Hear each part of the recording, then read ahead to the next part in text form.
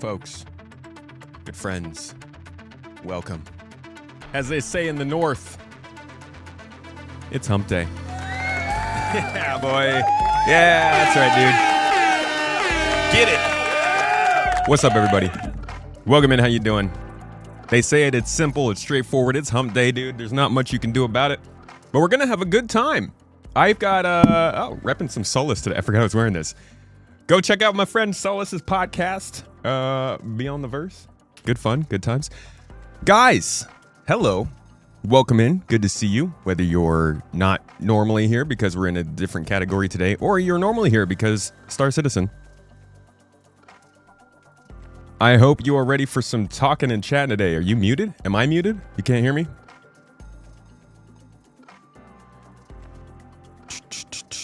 Your activity. All right. How's everybody? How's your week going? No, you can't hear me? No? Help. Good to see you in here. Classic chat. Maverick, keeping it lively, dancing it up.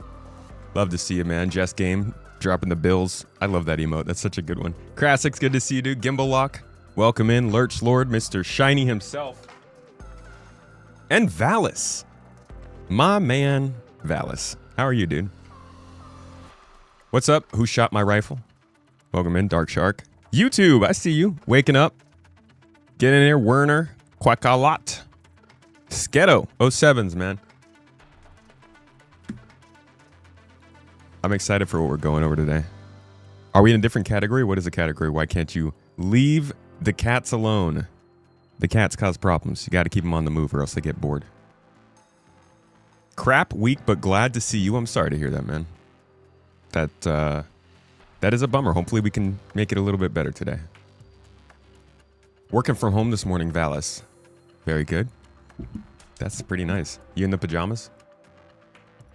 Putting together some Lego, TK. Yo, TK, it's good to see you in the chat, buddy. Legos is fun. Kind of suck at it, but it's fun. You know, you would be surprised. You know, Level Cap Gaming has a Lego channel that's just dedicated to like building Legos and sharing that stuff. Entirely separate channel for what he does for gaming. I did not know that at first. Gemini, you're at lunch, only a few minutes to watch. Sorry to hear it, dude. We will be publishing the segments from today, so don't worry if you miss them. Thanks for dropping in, though. It's good to see you. Werner, you got a new PC. Oh, shoot. What kind of specs you get, dude? You got your subflare today. That cheered you up, birdie. Nice. Yeah, it's the glasses, right? They did some aviator glasses for the oh, don't do that. Aviator glasses for the subscriber flare this month. Oh, look, they released that Orc Spotlight. Yeah, here we go.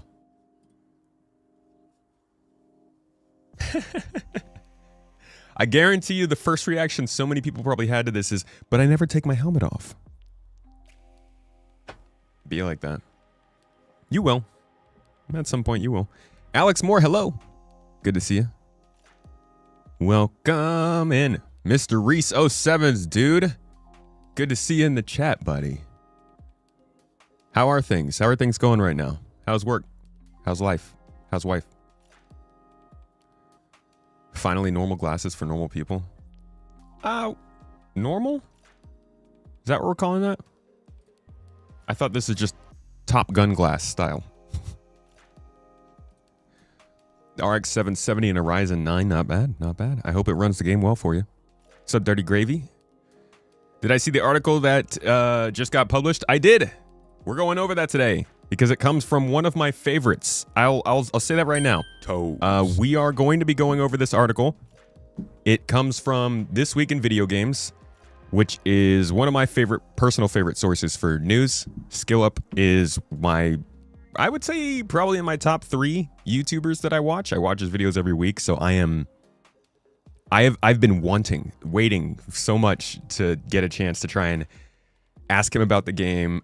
He's mentioned it a couple times throughout his videos, and they've talked about it a little bit in their podcast, FPS, but this is the first major coverage I've seen come out of them, and it's yet another sign that this is starting to expand a little bit more. Couple things that show up in here. One, There's a small interview with Chris Roberts, so we'll see some of the questions that he answers. 2, there are interviews with some backers, including lovely friend and great shoutcaster, racecaster, I don't know what you call them, Croncy is in there. And 3 is the most significant. Chris Roberts says that there's no date for 1.0, which is not what we got last fall. So it makes things more, and it's right here. It's a very upfront answer. It's a direct quote from him. He says, we don't have a hard date for 1.0. Now, he might still be hedging 27, 28, like he said last year, but it's definitely different from being like, yes, we're aiming for 2028. So I do think that's probably going to be the main news that comes out of this, but we'll get to this. First, we're starting out with the roadmap roundup. You've been wondering what kind of environment the game will be for large-scale orgs in the future. You are a leader in the biggest group in EVE, and you're trying to see if you'd enjoy establishing an SC. Probably not right now. But yeah, large, it's kind of up in the air how it's going to be for large orgs. I do think it'll be interesting and there's going to be content for them, but I don't think it's going to be quite on the scale of EVE. Learning about what the systems are going to look like that could accommodate orgs of our scale and chatting about what it might look like given our experience in EVE would be cool. We'll see when they need social tools first. Like, we need to be able to, even the idea of playing in small groups is still kind of annoying in this game. I really hope we get social tools in 4.9. Also said Squadron may not even release this year. Yeah, I mean, that is also significant. We'll cover that as well. Pick Trooper. Thank you for the sub, dude. I appreciate you. And Hyatt Amsterdam. Much love. Can't stop dancing to the intro. It's a good song. It's a good song. Makes my day go around. Makes my pudding pop. And also before we start, I want to do some honors, some praises. Mrs. Tomato already put the announcement out on the Discord server to everybody in GII, but I'd also like to give a little special thanks and a shout out. We have officially completed our first organization procurement project. That is Operation Get Them Tokens. And we have been working to get 50 Hadanite together. We tasked our miners with finding 50 Hadanite gems of 850 quality or more, turning those into our quartermasters, and then we would collect, consolidate, and do a big trade with another org to get some stuff, actually to work towards our Wicklow, Idris, we're building. So one of these things in here, we will be fulfilling with this trade. So a big thank you to all of the people who did do the mining and did the work and turned in the stuff to the quartermasters. The org recognizes that and it stays on your record. We know that like you are getting more involved in supplying goods. And to just kind of put that forward, you can see here, Psychorama, Professor O, Z's, Nullstack, Shailisha, Gucci Neck, Tribal, Tyrus, John Cabot, and Siphon. Thank you guys for Thank you very getting much. so involved with this and for turning in the goods. It's our first trade and we have many more to come. If you guys are into this kind of stuff, this is really where I'm getting excited for this game. The commerce, the trading, the production flow. So that's what our org's in the middle of if you want to get involved with that. There it is. Tyrus. Next up, though, we were going to go over the roadmap roundup, which I think is pretty short. First, Anonymous out here, pumping up the toes gang again. Let me, honors to Anonymous. I'm just gonna leave Anonymous right here. How brilliant. Oh, this isn't working. This is not working how I thought it would.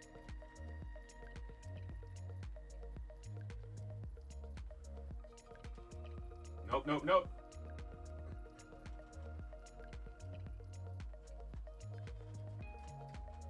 I really need to get a better eraser for this. This is bad.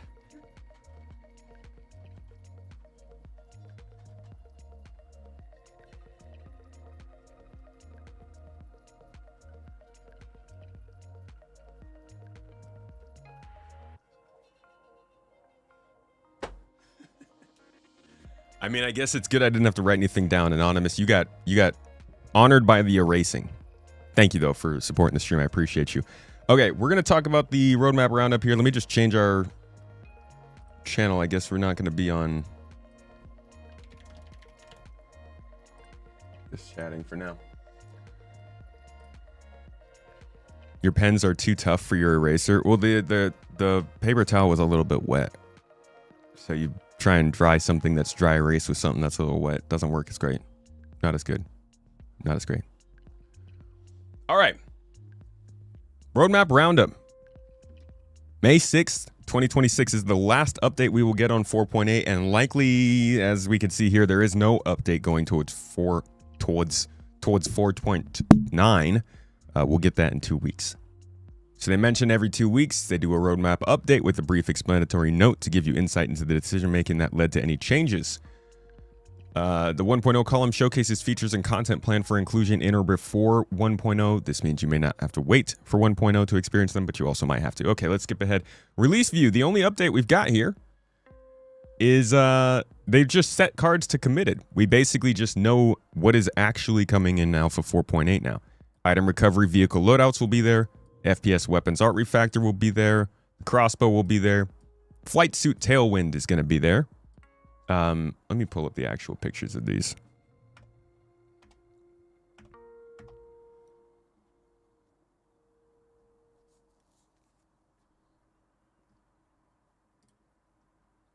So this is the flight suit tailwind. It's looking very, I guess you could say Top Gun-ish. It goes with the aviator glasses that we've gotten. And many have noted that it also kind of goes with the new Origin ship coming in, the M8. So the style changing a little bit. We've talked about this so many times. It's not just going to be all Mad Max all the time. There are different types of clothing and buildings and weapons and vehicles that come from different parts of the game. So they're just filling it out. Next up, we got new hairstyles committed. Of course, got to get committed to the new hairstyles. The hair means everything. Keep that comb handy. Transport system. Today, I kind of want to see if we can test this out. It's going to be kind of hard to test it out. You use elevators, and if they don't break, yay. That's it. The kids go crazy. I'm happy for that. We'll see if that works. Item recovery vehicle loadouts. We talked about this. This is what allows you to save things to your ship so that basically you can always know that you can customize your ship, and then when you lose it, you can get that stuff back actually on the ship, unless you don't pay. So this is also introducing a new money sink. Insurance is starting to be a thing. The claim timers are going up. The claim cost is going up. And ultimately, this is starting to bring consequence a little bit more to the game, make your ship matter a little bit more. We knew this was going to start to happen once crafting came in, so it was only a matter of time. I'm just surprised it's coming to ships before anything else. Tactical strike groups have been confirmed. Jury's still out on this for me, to be quite honest. I don't know how well this is going to land. They've been buffing it over the course of the PTU to make it a little bit harder because it was quite easy at first, but it still kind of feels, I don't know. I got to try it again some more and see how it feels to actually go in a coordinated fleet. Refueling improvements also in. This wasn't working for us on Monday. I did see Sigelian is trying it out today, though. Got to get that guy on the pod to talk about this. And it's improving refueling and docking, simplifying the fuel delivery. It sounds like it is making it a lot easier of a game loop to do, which doesn't sound like a good idea to me. I think I agree with the other people. It was nice to have a complex refueling process, and if they can keep it in, this is a profession. This isn't just like some background thing that the game does as a service. People bought ships to do refueling, so I hope that they don't simplify it so much that folks are brought to a career of just pressing a button. Shout out to my Scorpius Centauris. Flight suits G-force resistance. I'm calling this the beginning of Starware. I know that we have stats in our armor already. You can carry different stuff with certain stats. You have a little bit better protection with stats. The weight is different, but this feels like it's the first time we are really seeing the sort of new version of armor statistics coming into the game. And it makes a difference. Yeah, heavy armor makes a difference in how much you can carry, but this making a difference in how you can fly a ship feels way more impactful to the game. And in my opinion, this is their initial rollout of Starwear and their beginning of getting us to care way more about what it is we're actually wearing and using to do certain things, loadouts and stuff like that. We could see it in the capital ships too. They're starting to make it so that you can refuel and rearm and change out your loadout and your components in a capital ship when you land with a small ship. It's all about encouraging players to play specific ways for specific things, which we've been waiting way too long for.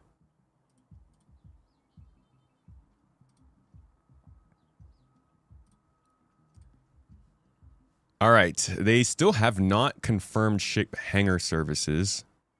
That is interesting. It's not on here. I wonder if that one's being sketchy or if it's just been having problems. I haven't even tried it yet, so I don't know. But this is what I'm talking about. It allows you to land in your friend's ship, whether it's a Carrack, a Javelin, an Idris. Don't know if there were any others. Probably one more. And be able to actually refuel and rearm. This, for the first time, allows us to have a real fleet. As they bring down fuel amounts in ships, they're bringing up the ability for ships to get fueled by other ships, which means now you have to start to strategize to have the proper range for missions, and you have to have the right support ships to do it. So, like, you can't just go and say, yeah, we're going to run some patrol missions around Nyx. If you were going to have 3 Gladiuses to go do patrol missions around Nyx, you'd have to land every other time. Now, they're encouraging you to find someone who has an Idris and go with you on that mission to run those things. That, combined with the changing in being able to spawn our ships wherever the heck that is, the item recovery, that means that it's a lot bigger deal to go out and do things. And one of the things that players is calling for is, like, you need to boost the payments for missions. You need to make sure we're actually making enough money to cover the costs of bringing out an Idris, of ensuring all of those missiles and weapons. It's an expensive endeavor. So I do think that we're getting to this place where they really want us to start to feel the money sinks, but they also don't quite have everything in place to make it make sense. It's going to be a little bit painful, I do think. The vehicle command module has been committed, though, and confirmed. I mean, if there's anything that's confirmed for patches to the ships, right? And this is a ship, essentially. It's a ship that attaches to the Ironclad. We've seen it flying around. We know it works. It's a pretty big deal because you're going to be able to undock from your ship, leave it somewhere as a home base, go off and do some stuff, and then come back and land. But until it's in game with the specific Ironclad, I don't know how that's going to actually balance. The QV extraction stations have been confirmed. These are just the areas for the tactical strike groups, but I would keep in mind, every time that they're dropping in these places, the QV breaker stations, the QV extraction stations, if there's probably something else around here you could point to. QV logistics stations, going back even further, you realize that they're starting to drop these in as archetypes and not really as, like, these are all different types of space stations. You remember when we used to talk about the diversity of space stations kind of being really boring in the game? Remember when they showed us this video and, like, it was just constant talk of how the space stations would look from the outside, from the inside, all the diversity that you'd get from them. But in the end, they still kind of were looking like broken down Stanton stations just being moved to Pyro. And that is essentially what we got, even from the interior. Even as they showed the interior, you could literally see that what they were designing was just broken down, decrepit versions of the Stanton systems. So space station variety was kind of annoyingly boring for a while. And these stations, I think, are starting to add a little bit more variety. Now, they are going to probably be unique to Nyx, which means maybe they can't spread too far throughout the game, but we don't know. We don't know how these could be used in other. There could be 20-star systems at some point. I'm sure these will be replicable in certain situations. Either way, there are some new stations that have been confirmed. These are going to be used for the tactical strike groups, but they will probably also be used for additional missions at other times. Like the new space combat missions we're getting. Defend location. You got to defend some fuel tanks from getting blown up. Now, this is still tentative, not confirmed. along with the refueling missions, also not confirmed. As I mentioned before, we did some refueling on Monday, and we could not get the beacons to spawn. So while the improvements are working, maybe the beacons will not, and they won't be able to make that in. We'll see. As for ships, like we just saw, the new Wicklow offering is being trotted out in front of you. Work for it, beg for it, grind for it, and then possibly lose it all at the last second. The L-22 Wolf with a unique base livery and upgraded components is a reward being added as a new addition to Wicklow's Emporium contracts. Added and confirmed. Hey, I know people don't like Wicklow, but I enjoy that we're seeing regular ships added to proper gameplay progression in the game. Doesn't have to be, well, I wish it was working 100% of the time. But when it does eventually work, when Wicklow, the Wicklow system, mission givers, rude, whatever it is, when that works, finally, it'll be nice that there's so many things you can actually earn in game. The Aegis Hammerhead Gold Standard is also coming. We went over this yesterday when we went over the ships that are going on. One of the ships that we do expect is the Hammerhead, as well as the Hammerhead's cousin with the laser. The laser cousin.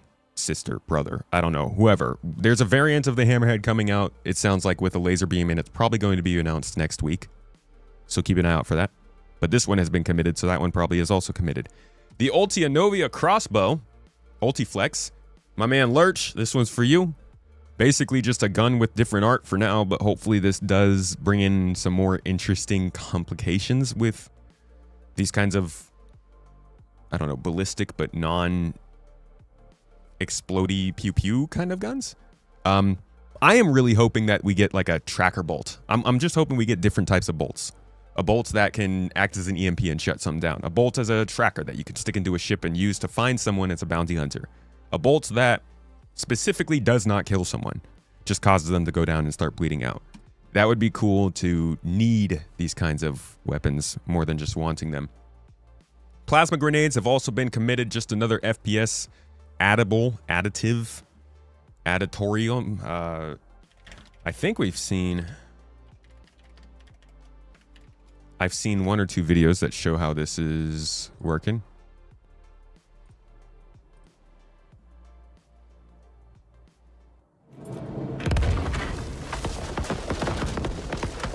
Yeah, this one's glitched. So there's supposed to be a whole bunch of explosions afterward. It's Instagram. I don't even know if I can watch Instagram on here. This thing is actually useful. You can lock down corridors, deny pushes, or create... So you can see it has like a bunch of explosions there. So it's an area denial grenade for sure. And looks pretty interesting. Shout out to the Real Tars content for that. Thank you. So it's definitely going to be useful at some point, but right now it might be a little bit broken, let's be honest. It's a first edition of a new FPS item. Use with caution. Finally, there's that FPS weapons art refactor we read about. This is updating the Castec Arms stuff, really. Getting it up to date with what the new art on the weapons is looking like. And that is the Roadmap Roundup. Somebody asked, well, somebody more said, looking forward to the first round of cards of 4.9, and he said it's going to be up soon. They said that they're highlighting Defense Con right now, so the next Roadmap Roundup will be halfway through Defense Con. There's a good chance they'll drop some 4.9 cards on there, but possibly not. We'll see. Looks like there's some clarification here on the transport system. They say Alpha 4.8 is introducing the transport system to Grimhex as a first step, with additional locations planned for future updates. We'll let you know when you're ready to begin testing in Area 18 next. Thanks for the helpful support. The Grimhex tests for this release.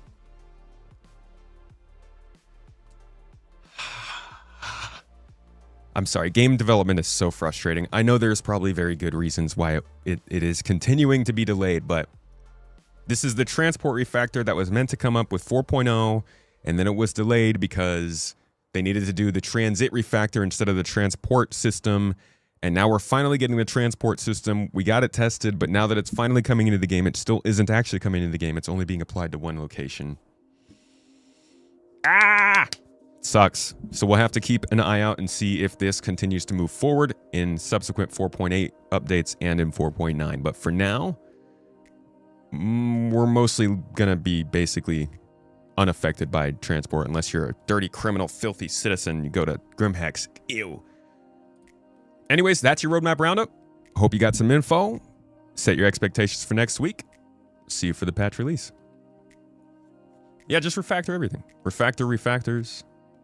We can refactor the refactorer of refactors to make sure that refacting is getting refactored. Apparently the Xbox X-Bow is powerful. Light armor is a one-hit kill. That's kind of wild. X-Bow. You guys are going to kill me with that. You can't call it X-Bow. I'm going to say Xbox every time.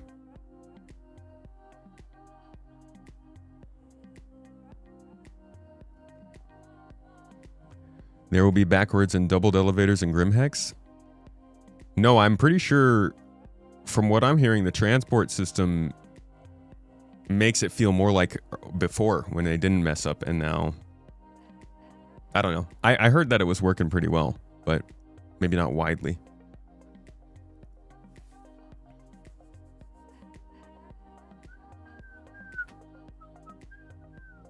Hey, what did I say? Let's go. All right. Oi.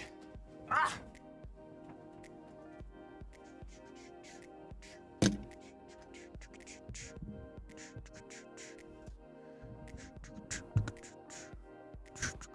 What is a transport system? It's basically redoing all of the anything that moves players. So elevators in locations, elevators in ships, trains, trams, flying cars, all the things. They all are running on a system that was built for Star Citizen when the servers were like 50 people and we didn't really have that many places to go. Like when I say that many places, I mean we had like 4 space stations maybe, and that was it. No planets, no any of that. So in the same way that the star map was built for that system and it really couldn't handle the growth, in the same way that the social tools, the voice tools built for that system can't handle the growth, can't cope. They have to be redone. So the transport system is then basically redoing everything that has to do with moving players from trains to elevators. And it's been a hefty boy. You just want to ride the Microtech train without appearing to fly off the rails. You can't get away from that, all right? Those folks out in Microtech, they're crazy. They're wild. You got to just enjoy it. What's up, Kipsoon? All right.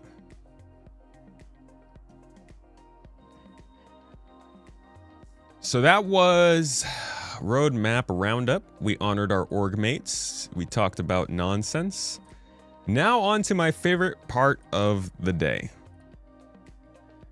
An article was posted onto the subreddit, and I'm actually surprised I found this on the subreddit, not the website first, but it was posted this week in video games, made an article about Star Citizen, and I don't know about you guys, but I love Skill Up. I got a little defensive. I came in here and because people were like, "Oh, I don't know this website. It's going to be filled with ads," and I genuinely love what they've done with this website. This is for those who don't know, Skill Up, very popular YouTuber, does a lot of gaming content on YouTube. I personally watch his videos every week. Have been for more than half a decade, I would say. Yeah, probably. I think it's probably been 10 years now.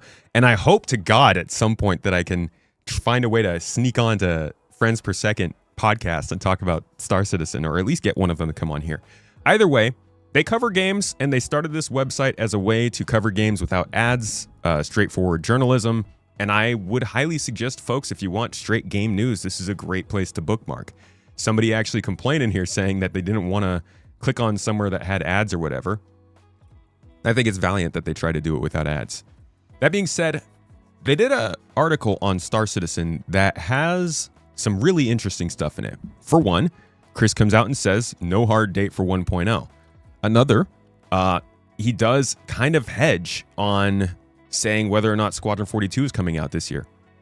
And ultimately, it's just a nice look into this is an interview from somebody who covers gaming at large and entered the Star Citizen community, talked to Star Citizen streamers, creators, players, regular players, talked to Chris Roberts, and did some due diligence reporting to talk about whether or not this is actually turning into a game and where it is. So I want to take you through this and just cover some of the highlights. Big shout out to Edmund Tran for taking the opportunity to do this. And it seems like this is some actual good journalism in terms of going out and getting information that other people don't have. So I will drop this link for you guys if you want to read this for yourself. Give it a little click, like and subscribe, all those things. And we'll get into this. Show up? Yeah. No, this isn't drama. I mean, I guess the drama is people automatically saying they don't want to read an article. That's the crazy part, though. We do not look good when an article like this gets dropped in and the first thing that people say is, oh, it's probably just another slander. It's probably like, we're going to get a whole bunch of this over the next few years. People are going to be seeing a lot more of this game. And I think there needs to be a little bit of grace in how you handle people possibly warming up to it. Calling everything hating is not a good start. So let's start with the big one. He literally asked questions like, when is Star Citizen coming out? And Chris Roberts answered, well, we don't have a hard date for 1.0, which is, let's go back to the article from last year. If I can find it.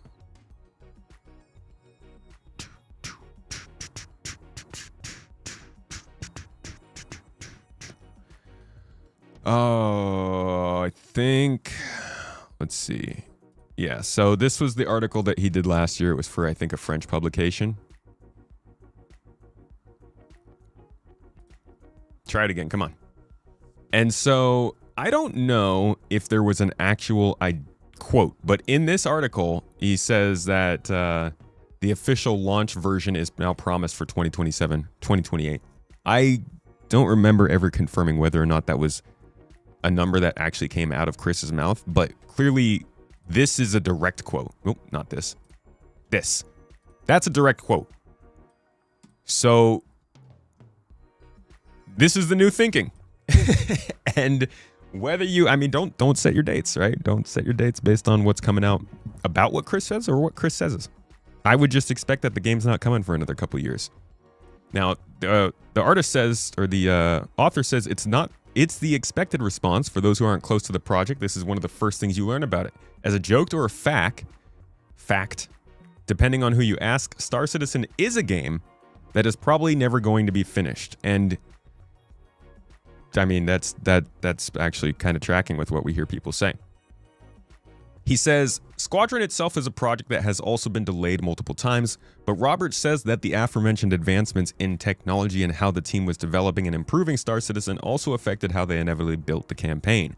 Quote, we're going to get Squadron out first. The plan is for the end of this year, but there is a certain thing in the industry that we, like everyone else, have to pay attention to. So I can't 100% guarantee it. Again, it's hedging. They're not.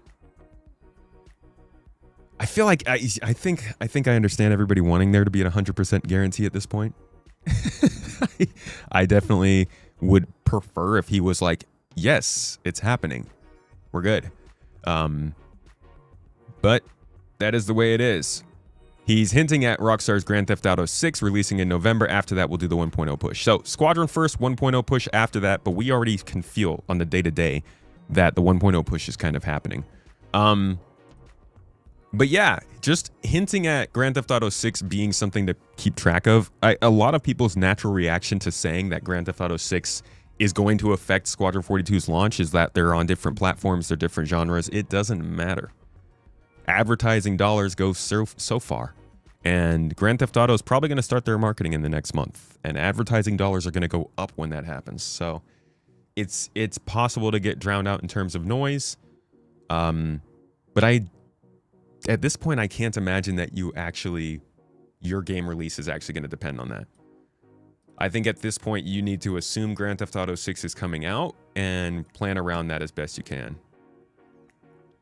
You don't get the massive cult around GTA. It's not a cult. It's just a popular game. It's like, I don't know, saying there's a cult around Titanic. It just did really good, and people love to interact with it. If he delays to spring 2027 for Squadron 42 would be something Chris Roberts would do because he doesn't want his baby getting lost in GTA hype.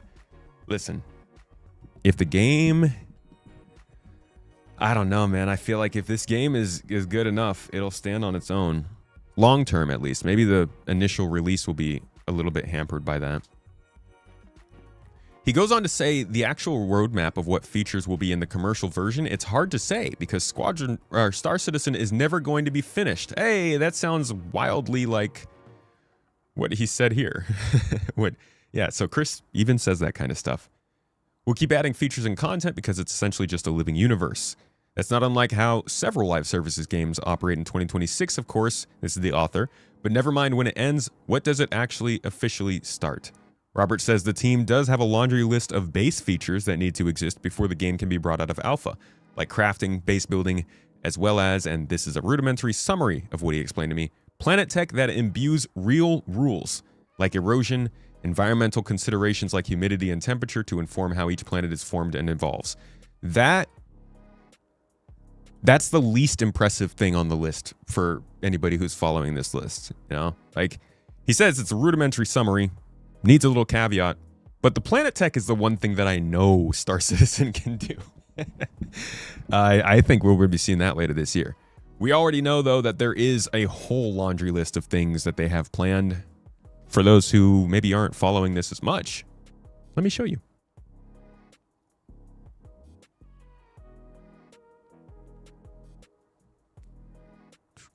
Can you see this? Cool, you can see this. So Starware is something we've been talking about here, but you've got plenty of stuff like instancing. StarSim is the background simulation generator. The dynamic audio means when you go into space, you lose some of that audio feedback. Dynamic server meshing is kind of a bit of an industry first, at least at this scale, and should allow for a lot better optimization. Star Audio, Glow Illumination, they're working very heavily on this. I think this is already ready for Squadron. Starchitect to make points of interest. Planet Tech V5, which we're hoping to see later this year. That is the humidity, temperature, all that kind of stuff. Dynamic Weather, their procedural damage system, much like Battlefield Bad Company. You got the guild system, faction support, insurances, taxes, and warranty. That's kicking in actually in 4.8 to some extent. Law and security, still nowhere to be seen. Awful.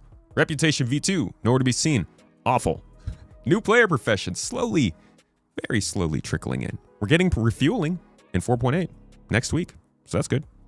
Death of a Spaceman, I think we still got a while before this kicks in fully, but it will be a slowly over the course of time thing. AI blades, controversy, quantum travel, taking forever. Item misfire and wear. You got to lose stuff if you're making it, right? Charge and drain for the power systems, life support for your ships, solar flares, dangers in pyro and other systems, vehicle radar and scanning, FPS radar and scanning, IFCS and control surfaces. That's like aerodynamic flight. Hangar upgrades, like being able to upgrade your hangar through different rooms. Change the layout a little bit. Weapon overheat, we actually have this. I don't know why this is still tentative, but they added this with the Volt weapons. I'm guessing it's just not fully complete. Star Audio is just a new audio simulator. It hooks into audio in a more physicalized way. It creates Doppler effects. It creates sonic booms. It means that you're getting vacuum makes a difference to the audio that you're hearing. Stuff like that. Gives them a lot more control over how it works. Planetary shields. This is the big org gameplay. Somebody was asking about Eve coming in and doing org stuff. This is what you're going to be doing. This is a whole system based around basically going to war with other orgs to control hard points around a star system. And that allows you to create a shield for your base to protect you for the next week. So there's like a big cyclical org-based war scenario thing that they want to do. Nowhere near complete. This is like super far away. Player space station's also far away. Crafting came in 4.7. Building it out in 4.8, quite a bit more. Probably one of the most regular improvements to the game we'll be seeing. Base building, he mentioned that. Player-to-player trading, organizations, that's your guilds. Social tools, citizenship is... we won't get into that. And the ownership system. Besides that, you've got a whole bunch of locations, guilds, different factions that you're working for. Building interiors are huge. They're going to build out building interiors so that you can...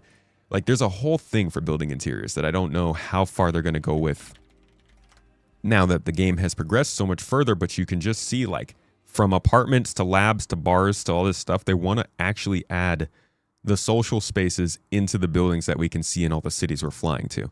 Not all the buildings. That would be insane. Some of them.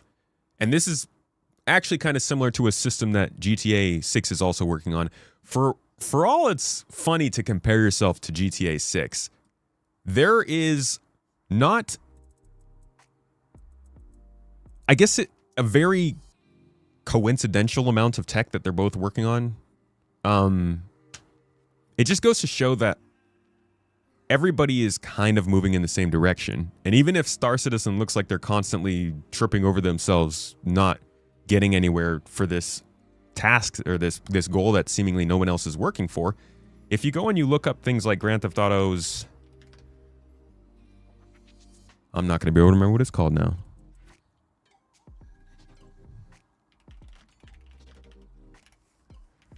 Let's see. See if it pops up just from this search.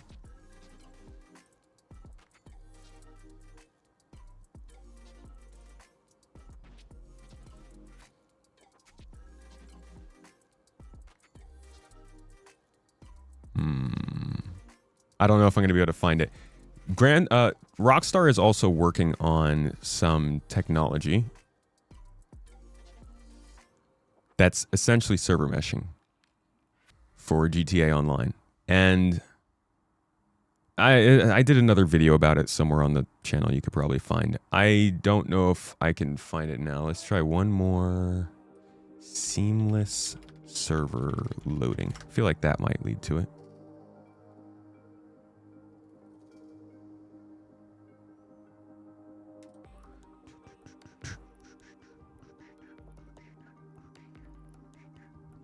Let's see. Stop this.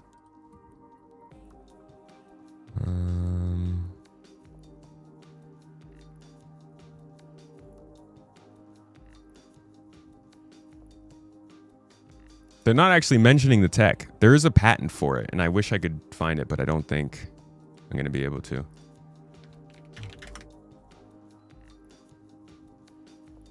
System and method for session management. That's right. That's what it's called. Session management or something like that. Seamless session switching. There we go. Yeah. So this is a whole patent that Rockstar has been working on that does something similar to what server meshing does in Star Citizen, which allows for people to move between servers and not really notice. Can't seem to get the actual patent to load. But here is the kind of graphical representation somebody made. Essentially gives the server a set area, much like some of the games that you already know, and it allows you to move between them without having huge loading screens. So this is the kind of tech they've been working on in the background. It's very similar to what Star Citizen's been working on. I think that's not a coincidence. There are other companies working on this stuff. Lends more, I guess, respect to the tech. All right.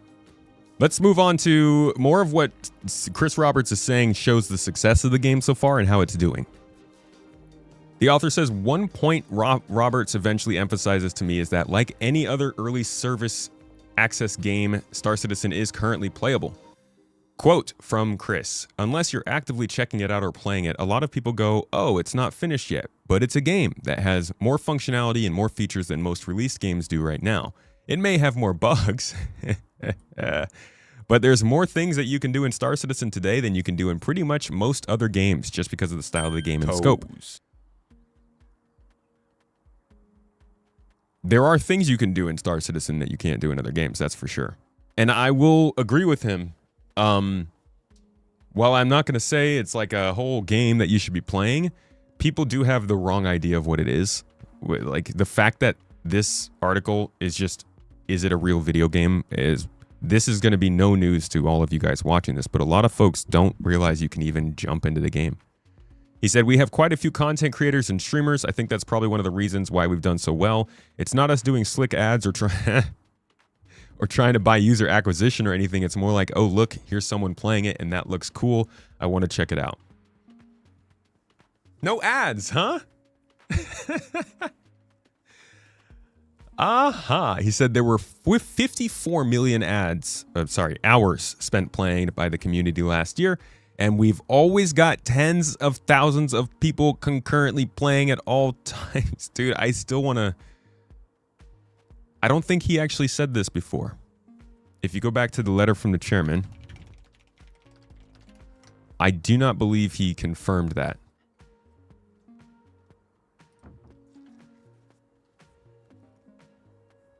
No slick ads. The ads were not slick. They were very cumbersome, you could say.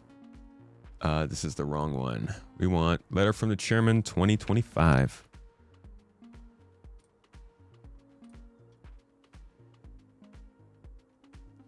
Chris Roberts admitting that streamers are basically all marketing right now. I mean, I don't think he needs to admit that.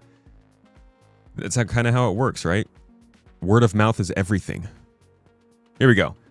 So this is the beginning of this year. He said that we had a record-setting 64 million hours played in Star Citizen last year, up from 48 million in 2024. To be clear and transparent, we did see some discrepancies between this number and the number in the last letter from the chairman, so I don't know what's going on there. But he said, you set a new record in peak concurrency and daily active users, and we saw, unique daily users, and we saw huge increases in every metric, including 40 to 60% increases in daily average users and average peak concurrency. So no numbers mentioned here. He says the numbers to back it up, but they did not give us any numbers of concurrency. This is, I think, the first time that I've seen Chris in a long time reference how many people are actually playing the game. If it is tens of thousands at all times, that's pretty healthy. But I don't know. Let's see. So after this, he gets a little bit into the talks he had with some of the backers. So this is one of the more interesting parts because it talks to people who play the game. And it shows people who don't play the game that people who play the game are still not just like all in all the time. It says, a few weeks earlier, an acquaintance named Emily surprised me when they revealed that they were an exceptionally avid Star Citizen player. After speaking to Roberts, I contacted Emily to find out more about how she became so involved. She said, for the first 2 years, I played daily. These days, I log in every month or so to check out the new content. I enjoy PvE missions like clearing out bunkers full of bad guys or rescuing pilots under attack. I also love a spot of cargo hauling and salvaging. Perfect way to unwind while watching something on your second monitor. She said she's invested just shy of $5,000 into Star Citizen, and is effusive when describing the game's current appeal. I don't know any other games that offer what Star Citizen does, the incredible depth and realism of the gameplay and the immersion that it brings. You can truly lose yourself in it. It's a masterpiece, both visually and technically. Now, he also followed up with one of our favorites, Mr. Croncy, a prominent Star Citizen creator.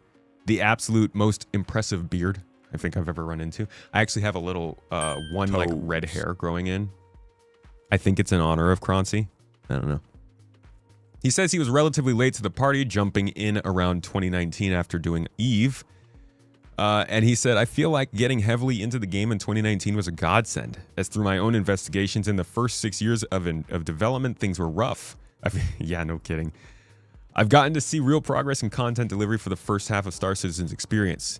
He said that he's invested in the ballpark of 3,000, an amount he frames as probably the least he's ever spent on a hobby, comparing it to things like Magic the Gathering and Warhammer. And he indicates that he hasn't spent anything in the last 3 years. That's kind of like where I am. I don't think I've spent anything on this game this decade outside of like upgrading a ship. Like a $5, $10 upgrade. I think the C1 when I upgraded a Cutlass to that. But I think a lot of folks are in that position. Buy in, you get some of the stuff you want, and then you just kind of sit and wait.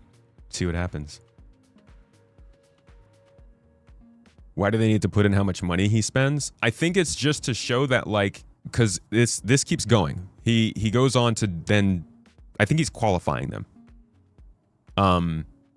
Just to jump ahead, bury the lead, spoil it, whatever. He basically goes on to say, look at these people, look at how much they've spent, look at how much they play, and listen to the fact that they are able to say they're not all in. They know that it has problems. They are acknowledging that it might not work, that kind of thing. I think this is just the,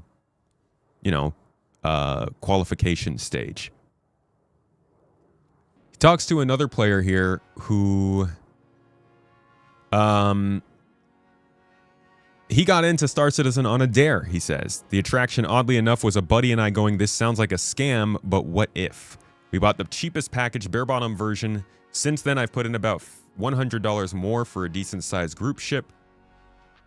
While he wasn't financially invested as Emily and Croncy, he seems to carry a similar level of enthusiasm. He describes the feeling of playing Star Citizen as a lot like Destiny. Sometimes you have great patches and updates, sometimes not. But for the most part, the majority of updates have been major W's.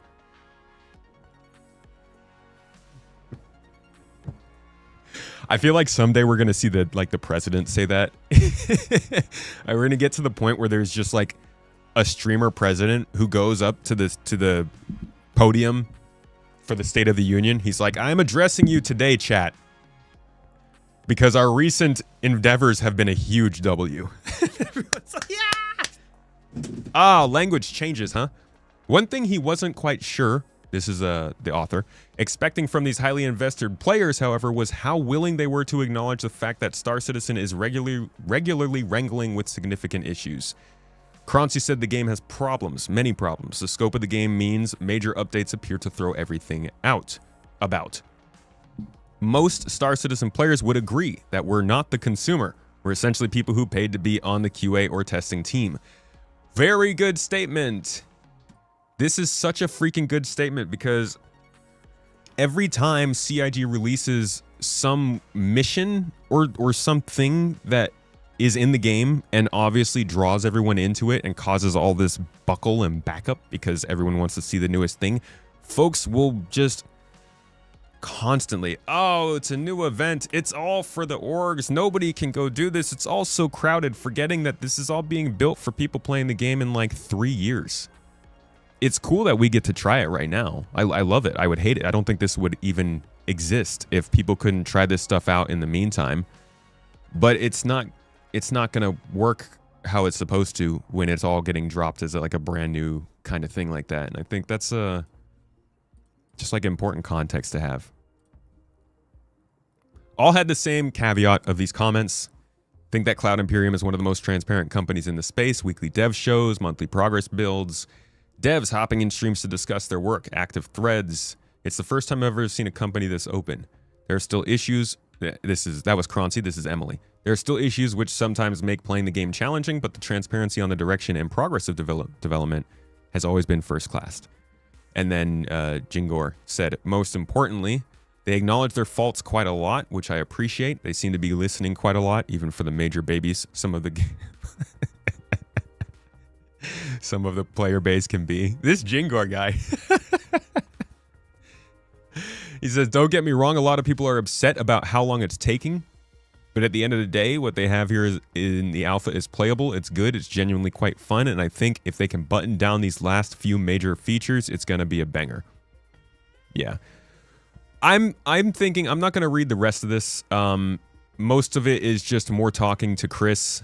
There's a lot here, man. This is a long article. But I think the biggest takeaway from this is that A, he's not going in on a proper date for 1.0. B, he's hedging on Squadron 42. Makes sense for an interview, like I think it was Brigadier that said. And C, they're trying to show that the people who are playing the game are not just like crazy fanatics. I think they probably he could have asked them a little bit more about the problems they have with the game. Nobody who plays Star Citizen is going to be shy about saying that they have issues. And that's the biggest misconception I think folks have from not within the Star Citizen community, is they think that it's legitimately just a bunch of people who don't care if the game is good or not and are just throwing money for no reason. But I feel like the game does better when the updates are better. Let me see if there's anything else I did miss in here.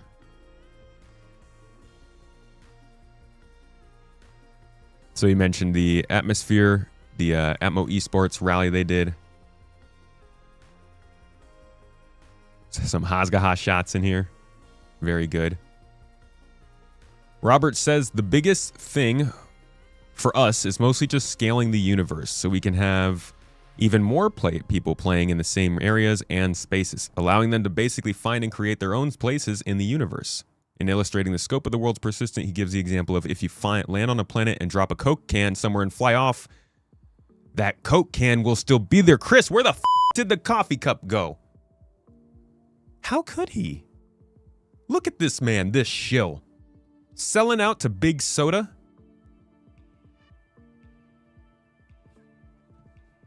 I'm ashamed. He told Chris it sounds like development nightmare, and Chris said definitely yes. I mean, that's one reason why it's taken so long.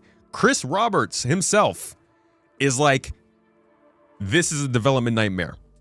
He is acknowledging that Star Citizen is a development nightmare.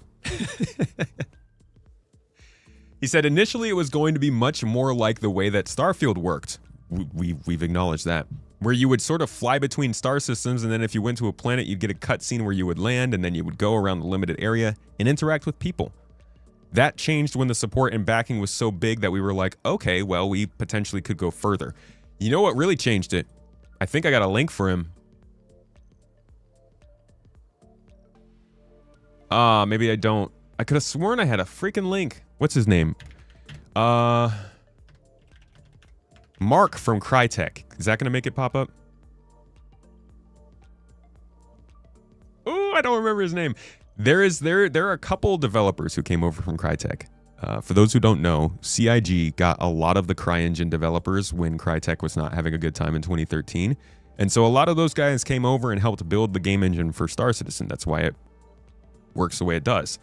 One of them was working on a little side project for procedural city building. When he proposed that, it changed the whole game.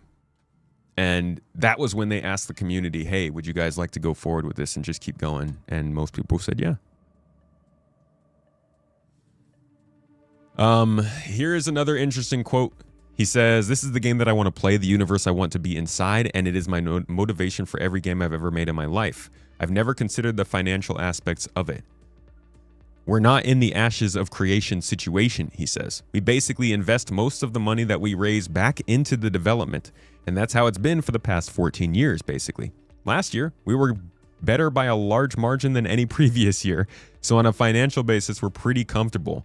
Can confirm, last year, they made way more money than any other year before that, and we kind of saw that in the making. This year, it's looking like they're going to make more money than last year. So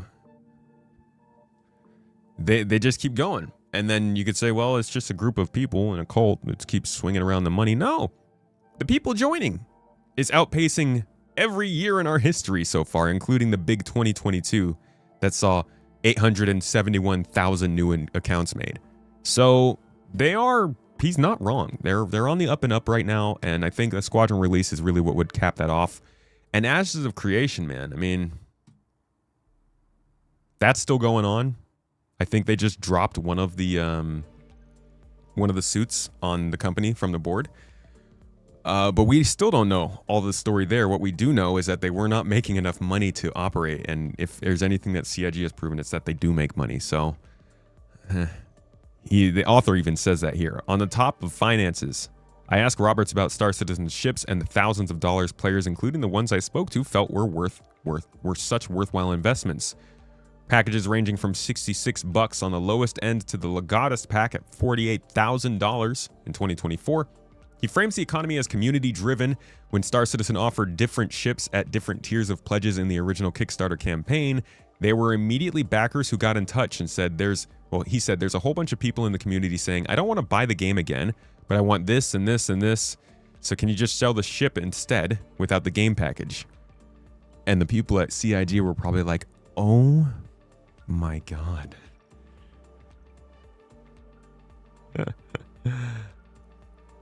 You thought Ashes of Creation was sued to oblivion due to misappropriation of funds? Misappropriation, yes, but mainly because they weren't getting money. The only money they were getting was coming in from investors. They weren't selling a product and getting actual funding back. So there was not really any public eyeball on what was actually happening with money. With CIG, we can literally see all of us hopeless space nerds throwing money at screens and then going on Twitter and complaining about how empty our wallets are. So we know CIG is making money. But with Ashes of Creation, I think there was a lot more mystery going on there. That's not to say they can't pull the wool over our eyes and cook the books and do weird things, but we have looked at this time and time again. I just did a big report on this. Not here. This was the second report. I did 2 big reports on this.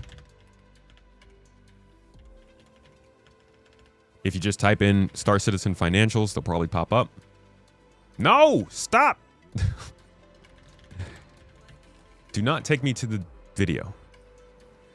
So you can look up. There are plenty of videos where people talk about this. You can actually...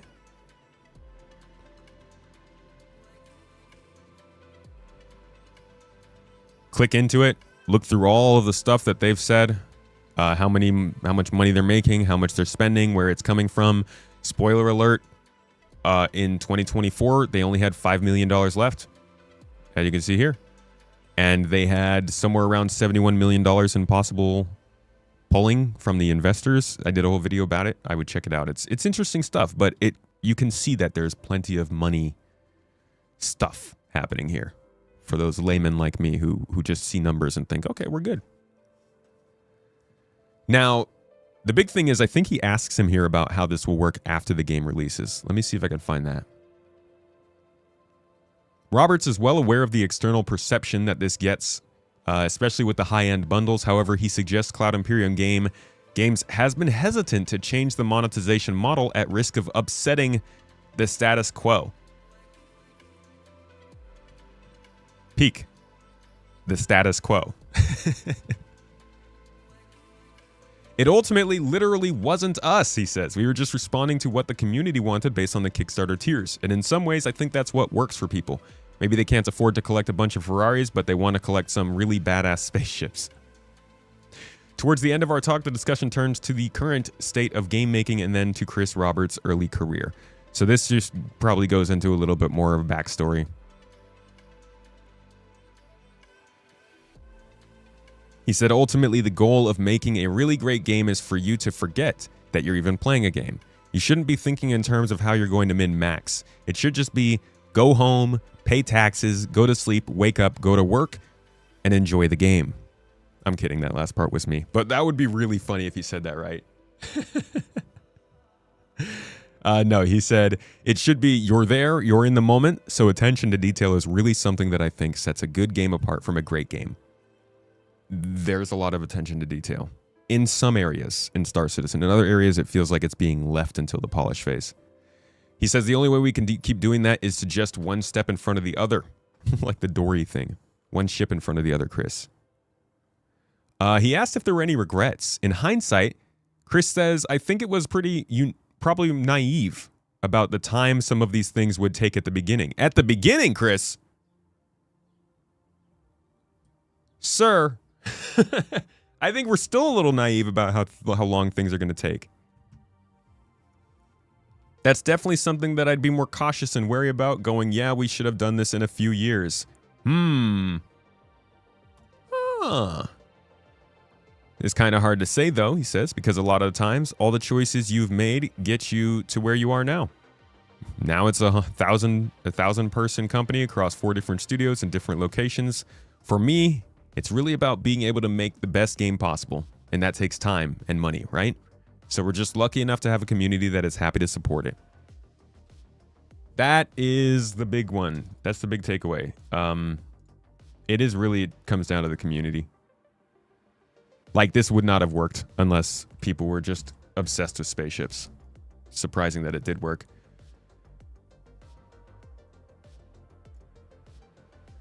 You see, I'm already past the Squadron 42 stuff. What's your take? Are we now again 2 years away from because of GTA?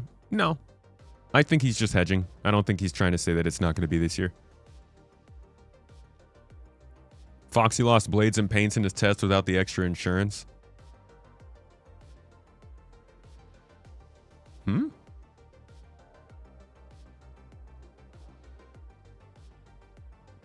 Oh, somebody... Oh, like he purchased them and lost them? Oh, that's bad, yeah. Yeah, their persistence problems are pretty bad. All right, to wrap this up, skipped a little bit ahead here. To the cynics, Emily says, I can only assume they haven't seen the game recently, seen what's just been added in the last few months alone, a whole new star system, crafting, engineering, server meshing. I think if people gave the game a chance, they'd be blown away. I think this is true for a certain class of people.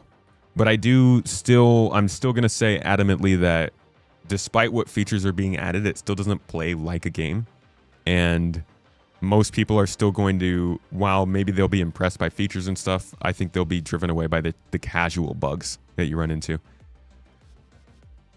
Croncy says, to the skeptics, there's a lot to be skeptical about, and we know that. I just hope CIG continues to learn what standards the greater gaming community expects for a released game and can deliver. That's a fantastic statement there. And then he ends with, I've never been part of such a welcoming community. Everyone is always so excited to talk about their favorite ship, gameplay, loop, or just something cool that happened in the game last night. I don't think I would have been so gripped by the game without the community. I've had experiences in this universe I couldn't have dreamed possible years ago. When the game works, it can deliver these unbelievably cool moments that will drive you to play again, even after the 50th time, falling through the planet. Oh, Croncy. Hitting us with all the beats. So there is a look at really what is starting to become the casual journalism that is forming around Star Citizen as we get closer and closer to, I think, a Squadron 42 release. I don't know what brought upon this interview. Edmund had a frank chat with Star Citizen's Chris Roberts. I don't know where that chat took place, or like, did they meet up? Did they call or what? But like I said, this is a pretty big name to be covering it. Maybe not in terms of print, but the YouTube side that follows this is fairly big, and I think that means that this will probably end up on SkillUp's YouTube channel at some point too. So, there's some news for you. Hope you got something out of it. I don't know if I'd call it news, actually. More just like interviews. Here's some interviews for you. Enjoy. ITP in 4.8 is so bad you're not going to bother putting new components or weapons on your ships. LTP. Do you think there will be anything during Summer Games Fest? I don't know. I think it's possible. I do think it's possible. I hope so.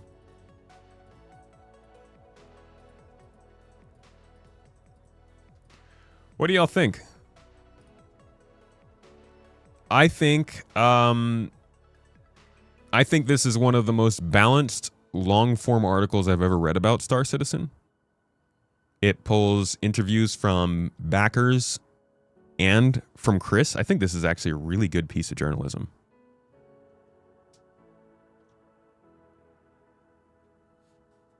You're surprised as we head towards 1.0, no one asks the important question, will future content be through expansion packs or will everything be free patches? They originally said everything will be free.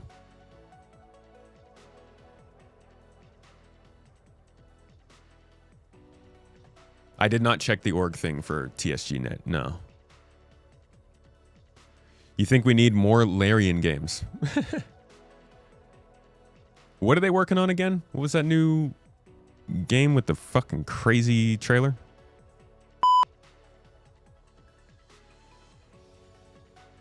Highguard said that their trailer cost them 350 million? Golly gee. Well, that was for the Video Game Awards. I think Summer Games Fest is a little less. I think Summer Games Fest is less expensive, but that is very expensive still. Maybe that's why they're trying to release that Odin. Use that Odin money, get that Summer Games Fest trailer. Divinity, that's right. That is incorrect. They mentioned playable aliens would likely be an expansion, specifically the Xi'an. That is true. I was just thinking of like locations, but they did say that. I think they said that playing as aliens might be a paid thing. But as far as like the new locations and gameplay, that is all supposed to just be added to the game.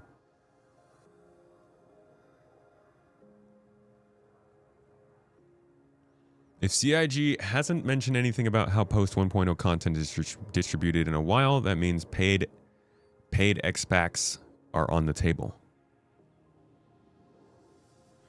That would be a really, really bad move on their part. I think that would that could really fracture the community if they start charging us for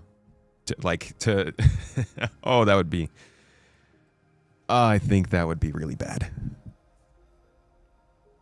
The idea of high-fidelity space games is what brought you in, but it's the community that got you to stay cold. You're proud to have pledged ships to help further the development of both games and enjoy like you feel a part of something you find cool. It feels good to be surrounded by people who also like space games and spaceships.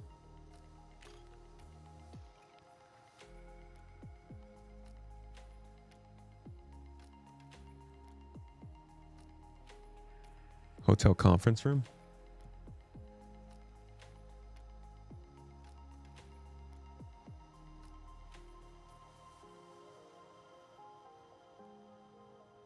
Ah, hotel conference room, you're right. I wonder why.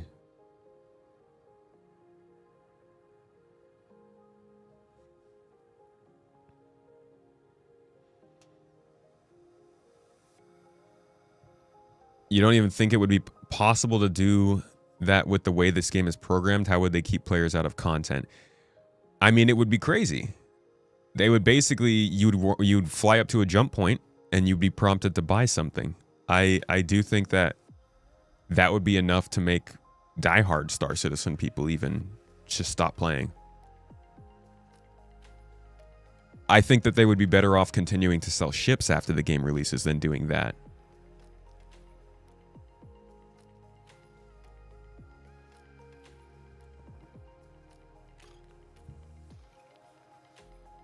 You feel bad that you've left your ship in the garage the last few months? It gets to rest its feet. Toes. Yeah, you're thinking of this the Banu. Ishatar! Thanks for the sub. The Prime sub on Twitch. I appreciate you. Prime subbers, you're loved. Are we talking about jump gates as toll roads? Well, people were talking about the possibility of paid expansions in the game, which I think would be wild. Now, the next thing I want to do today, unless... Oh, I guess we can go and check out that work page real quick. Once we do that, though, the next thing I want to do is see if we can get a blueprint for an industrial item. Y'all might have already seen that. I want to get some actual footage of it and prove that it's a thing. Because that might be the biggest thing coming to the game in 4.8. Since, you know, transportation's only at Grimhex.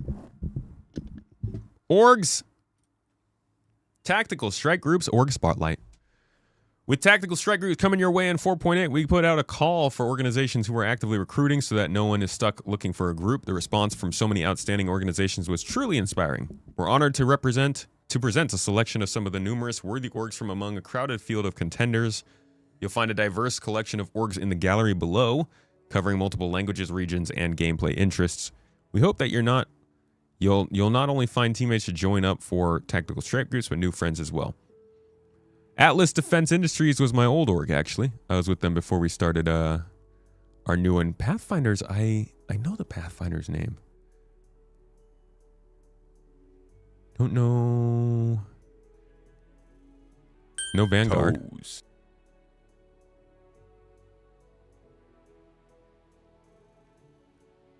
No TTO. Thrusters and Dust, nice. This guy, I love this guy's YouTube channel. It's got like a really nice vibe to it. I would check it out. Dude, they got a lot of orgs. The Corp. We know them.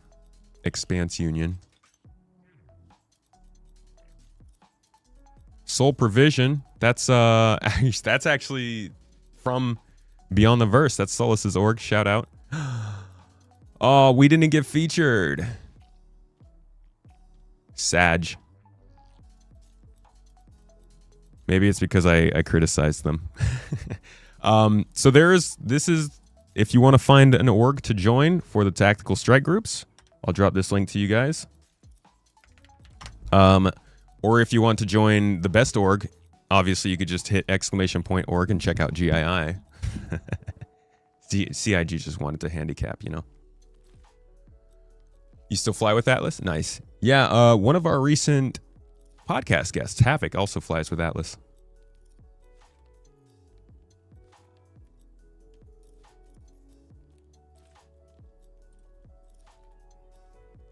All right. Let's hop in.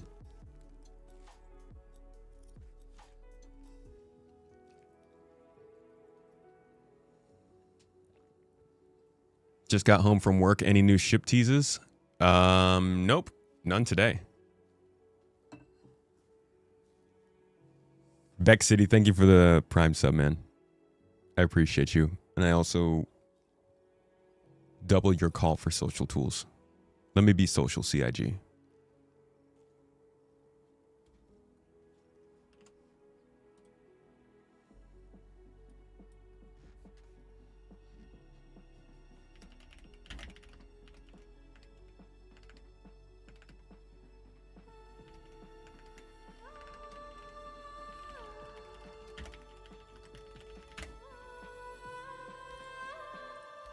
All right, I guess we're doing game music today. Just made that decision for us. Can't wait for a better version of Kessler. Oh, the prison. Like a real transit to the surface facility. Traverse from there to a location where you call your ship. Take a shuttle.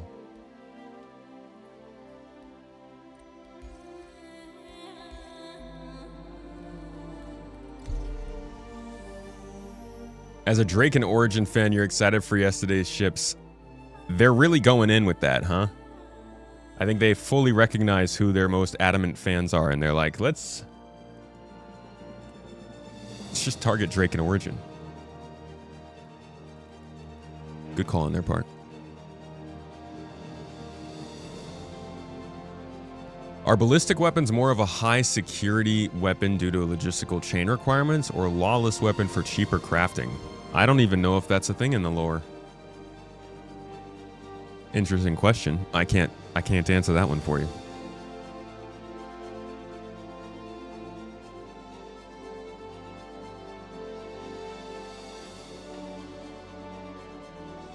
An essay on how I would use social tools. You know what? I would write a 5,000 word essay on social tools if it meant we were going to get them. Hell, my last video about social tools was a 2,500 word essay about social tools. Just write 2 videos.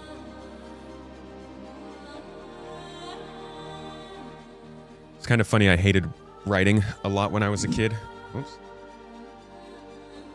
I was much better at math. Yet now, all I do is write.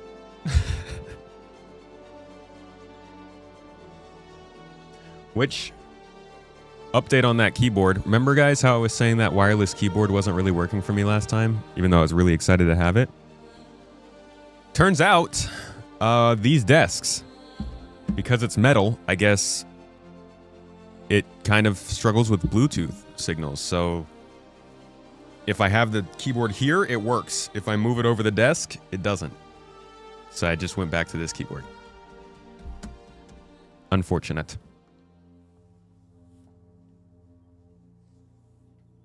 Do you fully script your videos or off the cup? Anything on the main channel is fully scripted.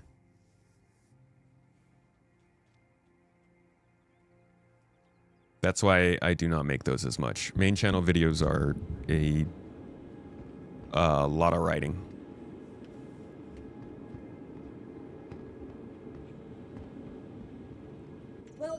Hi. So what I'm doing today is I'm going to find a blueprint for an industrial item.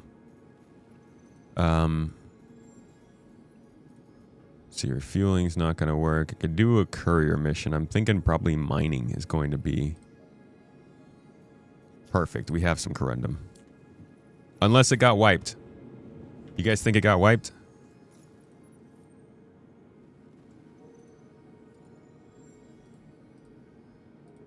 What?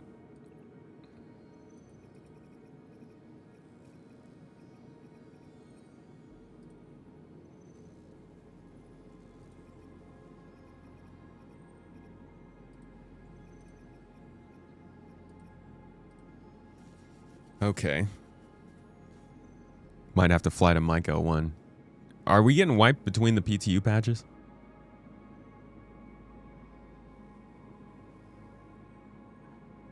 Wood is a very nice idea for a desk. It is. But I do really like the magnetic aspect of this one. Okay, I guess this is... Ring, ring. Shubin calling. Just saw you picked up another contract.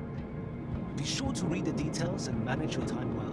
And it should go. Alright, I'm gonna assume, hopefully, that this stuff hasn't been reset. We're gonna fly to Mike 01 and just grab our cargo real quick. Maybe we got lucky. Your vehicle has been delivered to the following. Please visit us. Z's! Yo, good to see you in chat, dude. We gave you a little shout out. A thank you for helping out with the procurement project for GII this week. We'll be turning in the goods for that on Friday. Oh, long-term persistence is disabled. Freaking hell. Okay.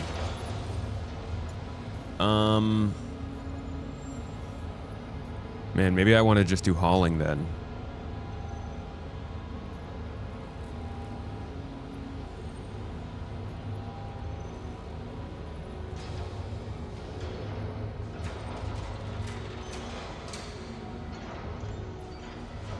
What I'm wondering is just if I'm going to get...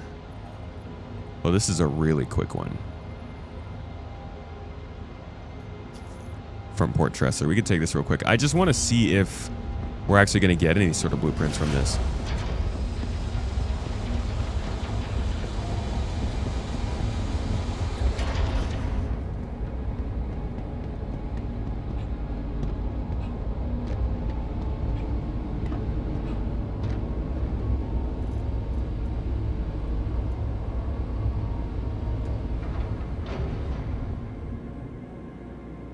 I love that Aphorite is still here.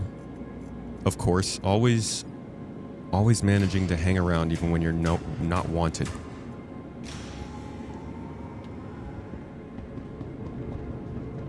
I'm gonna need a tractor beam.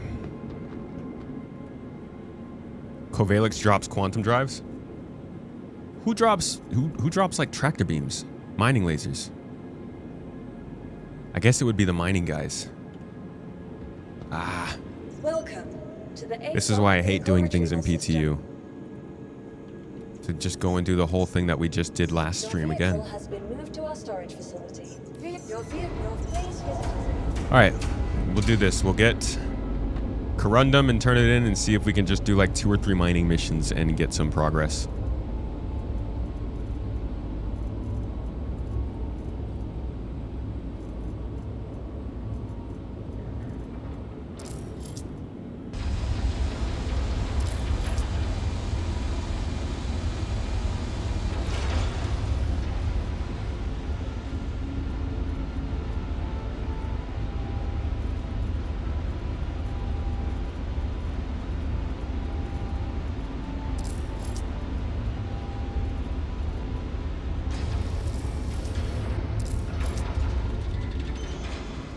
What the?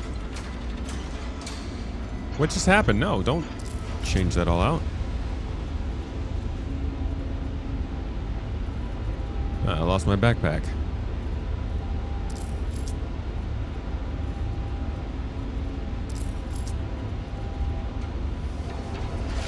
Alright, I just need a freaking tractor beam now. Come on. Brother, stop this.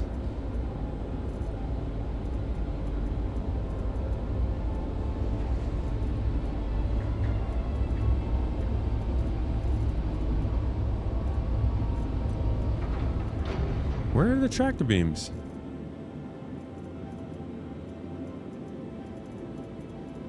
I definitely should have one. Utility? There we go. Okay, but I don't have my...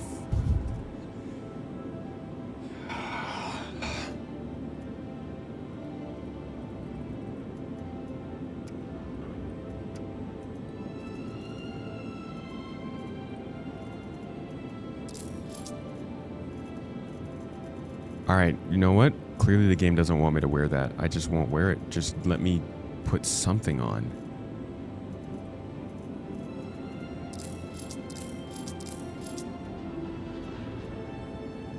Nope, not that. That's disgusting. Not that either. That's also disgusting. So many ugly armors.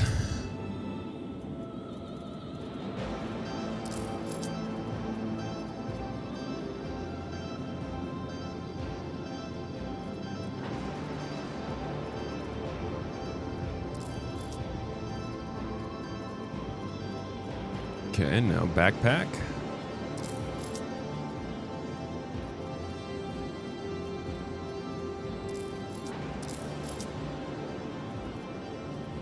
There we go. Now we're getting equipped. Still crazy cumbersome process to do this.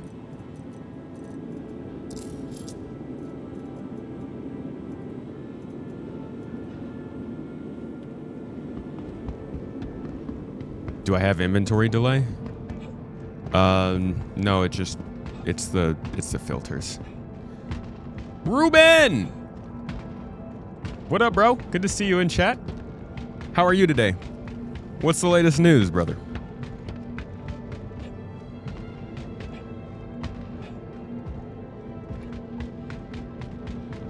Salvageable ships won't judge my fashion.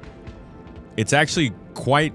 It's a quite known fact that a salvageable ship will read your swag and your drip and will deposit a appropriate amount of RMC.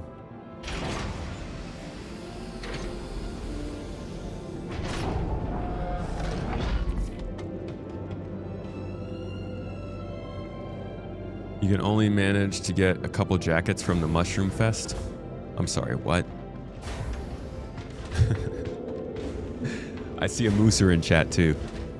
Good to see you, Moose Man. How are you today?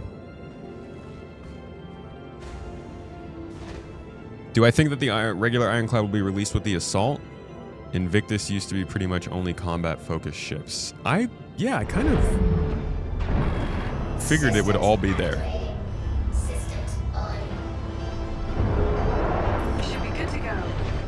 I think it would really hurt the release of the Ironclad if they just released the Assault, right? Whoop! Oh, nice.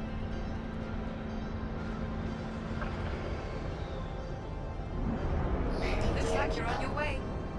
It was great being able to help you, and I hope you're able. Did that push and pull animation, is it still in game? What push and pull animation?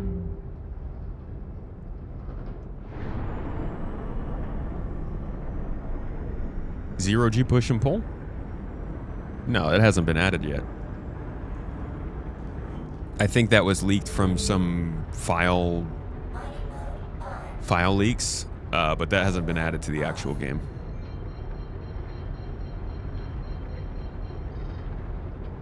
Yeah, Defense Con is like, shoot. You think Drake's gonna play by the rules?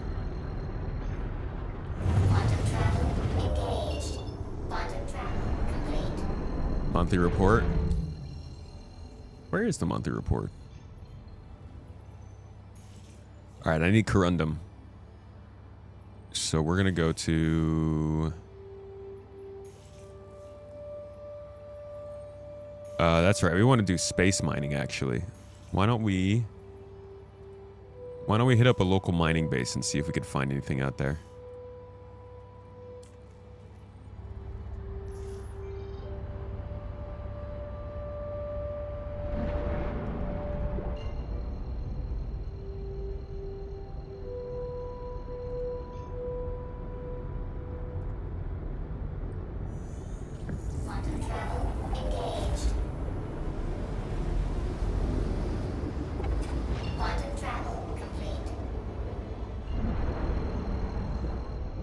Not quite deep space, but pretty nice. I don't think I've ever really stayed this close to the planet for mining. Should be interesting to see what's out here.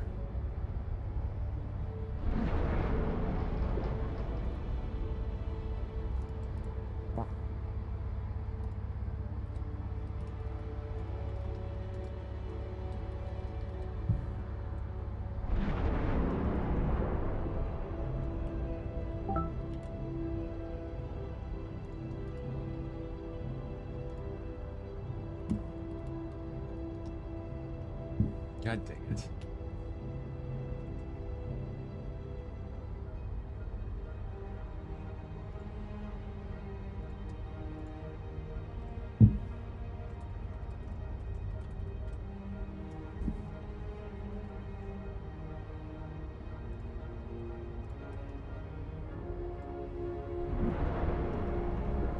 Corundum, nearly knew him. You never knew him.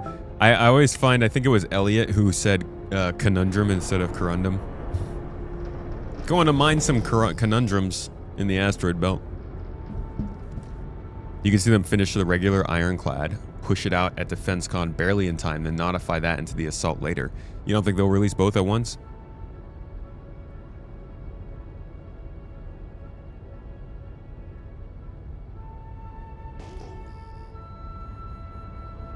Got some fuel tanks out here. I'm betting that it spawns some of those defend fuel tank missions at this space station. See what's up here.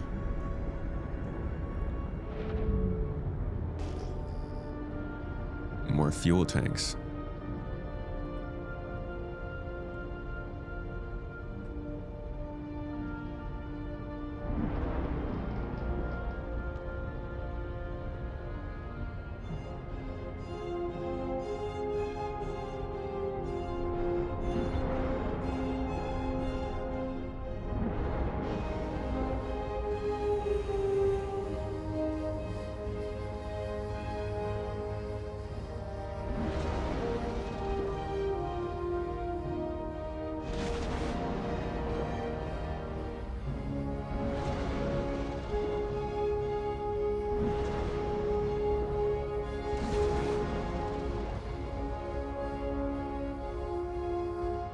Wonder what this is supposed to be.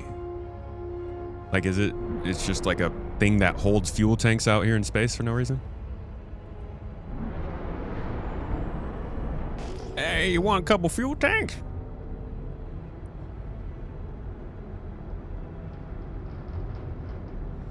Convention has a plaque for the ironclad assault. Ooh. That would be interesting if they held off on the regular ironclad coming out, but I guess I didn't even consider they might do that. Any thoughts on when the Arastra might release? That is one of the biggest question marks I have. I will say this, I'm pleased to see that the Arastra looks like it's not going to try and change mining to come out, so it will come out sooner than I was originally think it would. But it's still a pretty significant ship, so I don't think it's the kind of thing that we're going to... I think we'll know when that's coming out, like at least a year before it comes out. Azlerite, Agricium, Titanium. Alright, we got Agricium at 588, Azlerite at 575, Titanium at 784, and Titanium at 295. On another rock, we have...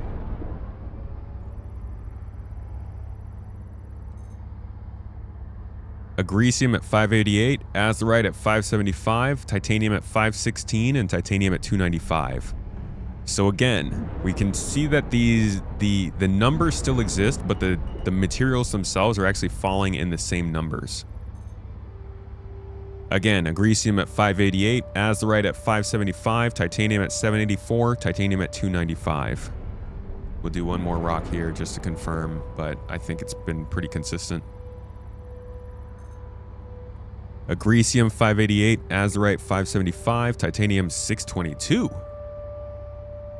and Titanium 295. So a slightly different type of titanium there. But generally they all seem to be pretty much of the same stats. We got a barrel cluster over here. Let's see what this is.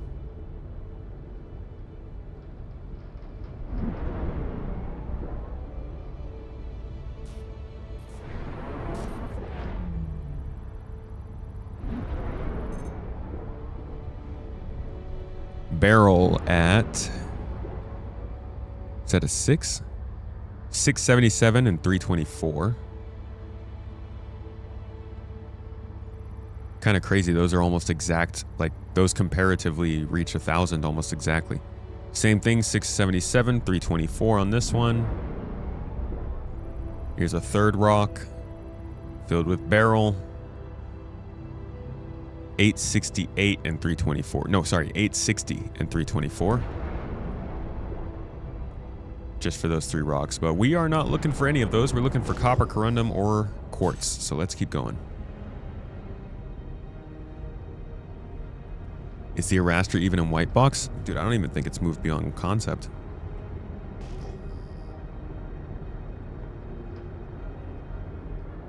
Oh yeah, refining is also a big part of that. Good point.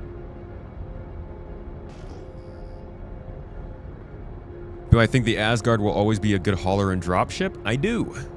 Yeah, it's purpose built for it. Whoa, that's a lot of silicon.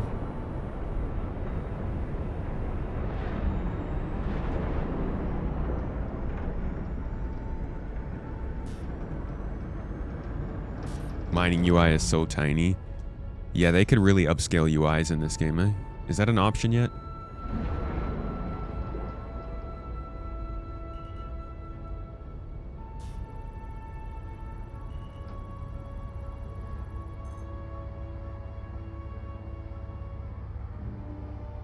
All right.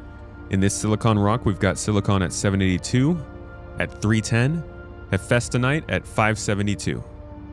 Thank God they shortened the Hephaestonite so you can actually see what it is, quality-wise.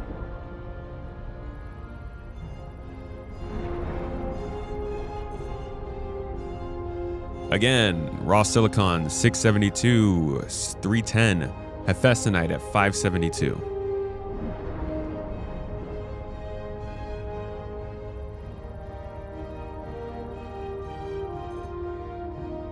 Raw silicon at 672, 310, and Hephaestonite at 572. It's all very, very consistent.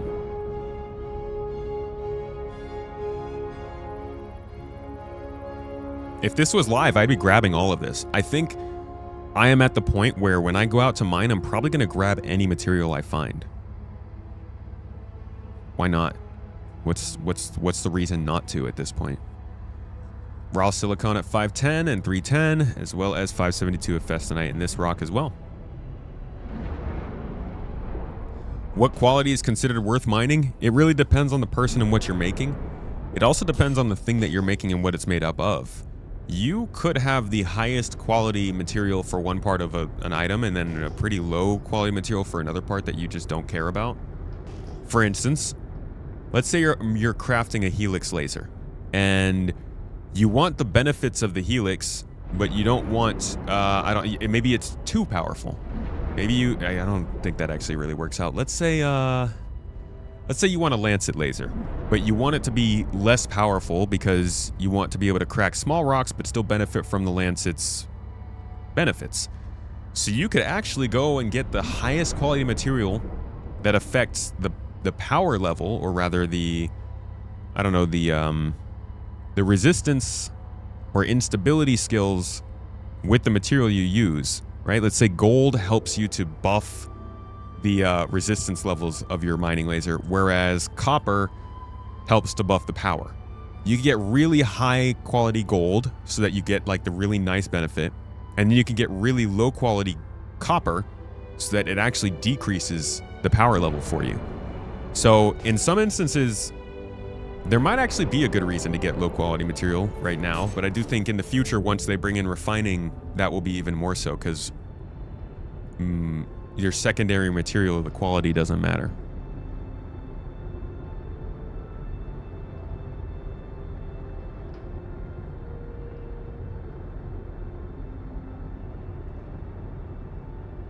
Hard points will not change. I hope at some point they do. If they're not in this patch, that's disappointing. But I mean, any example really. Let's say an FPS weapon. You want a gun that has really high accuracy but not as high strength. You focus on the quality that does accuracy as opposed to strength.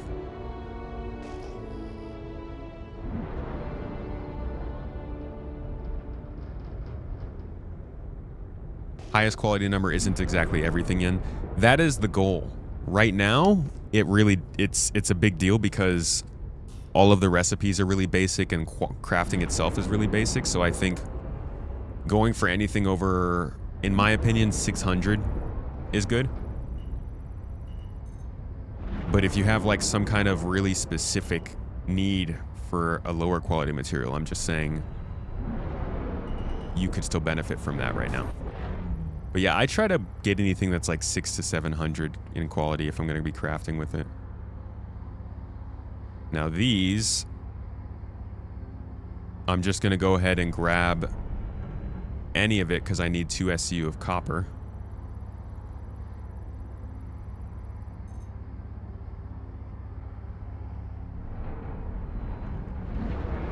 Let's see if we can craft these.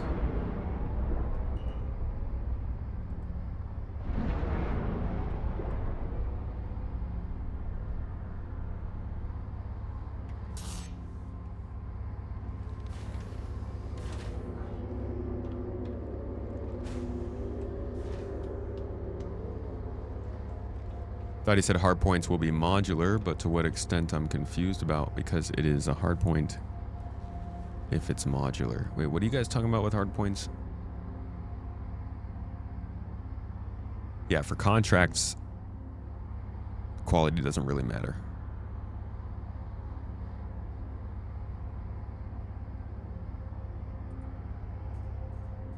Systems activated. Systems on.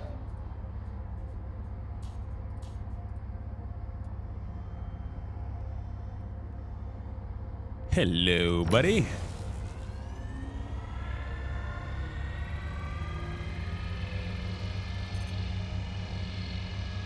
You got 60 SCU of 200 copper last night for trade? Wow! 60 SCU? Refined? That's a hefty freaking drop, man. You done breaking them rocks down.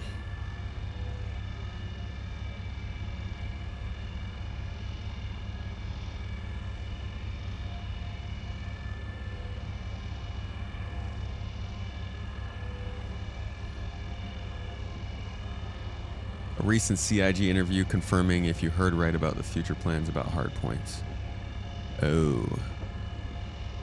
I don't recall that conversation, actually.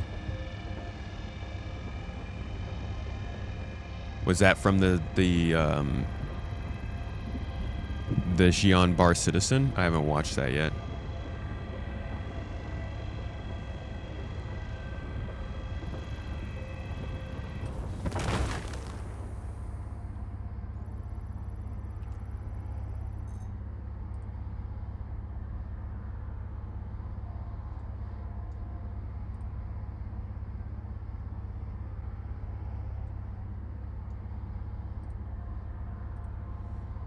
Yeah, that was that in the China one. Yeah, I'll have to. We're gonna watch that one on Friday. Here on the stream.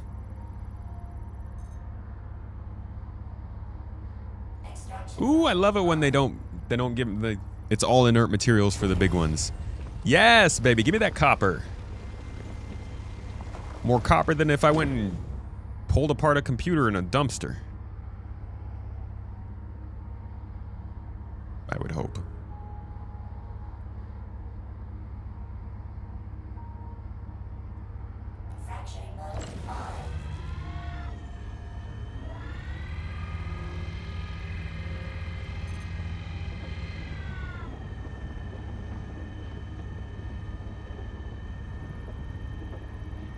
Hardpoints will be a bit more flexible in what can be mounted, sort of like Elite has. So are they changing it from that whole... Oh, I think I do remember the note on that. That's changed a lot over the years. You know, it used to be you could put a hardpoint down, and then that hardpoint you had to put like a weapon that was one size smaller down on that hardpoint, or you could put a weapon at the same size of the hardpoint on there. You just give up the gimbal capability.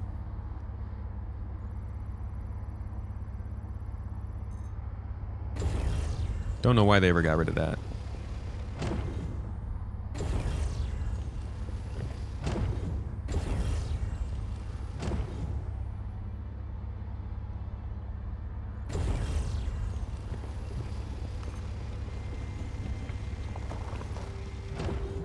Not bad, not bad. We got about 4 SCU of copper from that. Now we just crack the other rock and we should be good.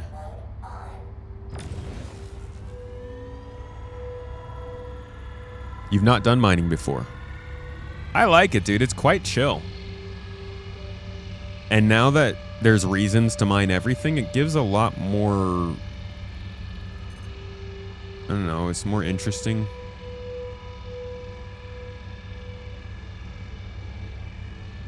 Come on, buddy. Come on, you could do it.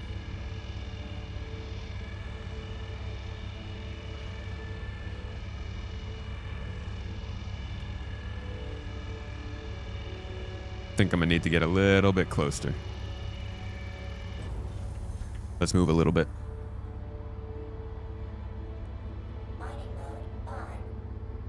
Hey, I'm curious, y'all on Twitch.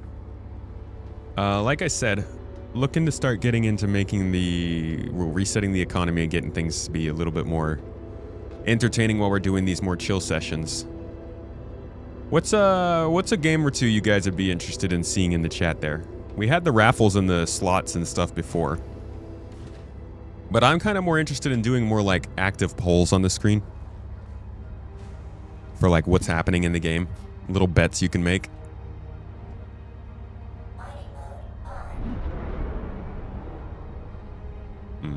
11,000.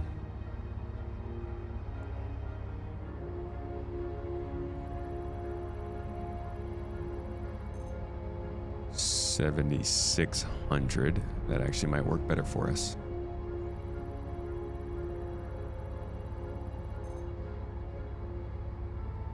$18,000. Let's give this one a go over here.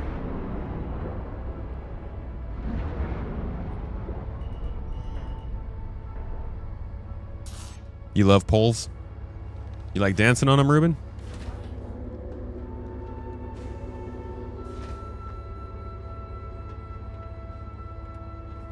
Just got done watching your video and wanted to mention the normal Kraken has a conversion kit to make it a privateer. It's on the pledge add-ons. Yeah, I had caught that a little bit later in that. I mean, maybe it didn't make it into the video. But yeah, the conversion kit's a nice touch.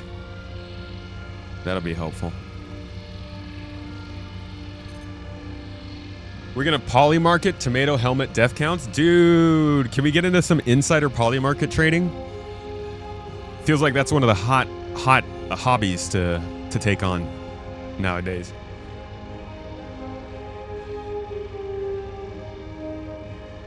I would like to make some polymarket bets about whether or not we get social tools this year.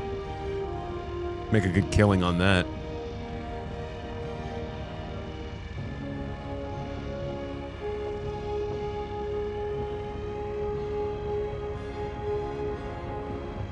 Have people suggest challenges, add them to the roulette board, and spin for random challenge runs.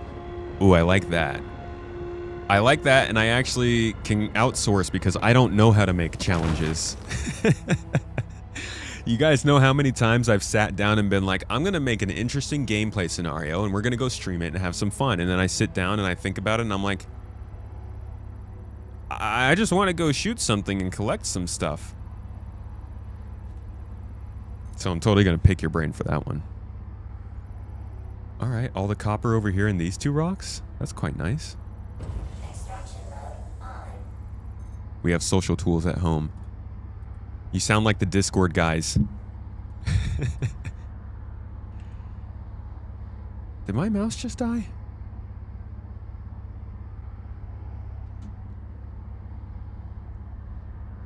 Crap.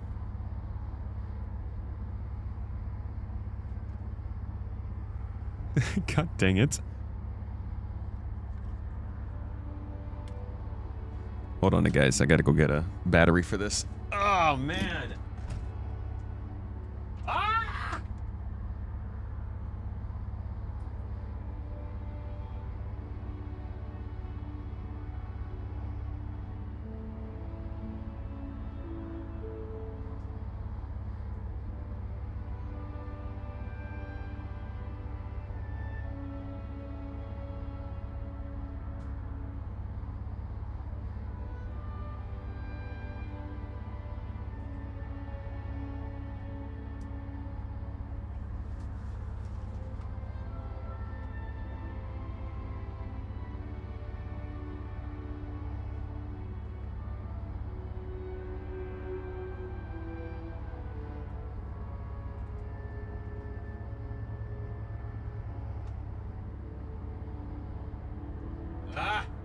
Sorry guys, I gotta find a charging cable.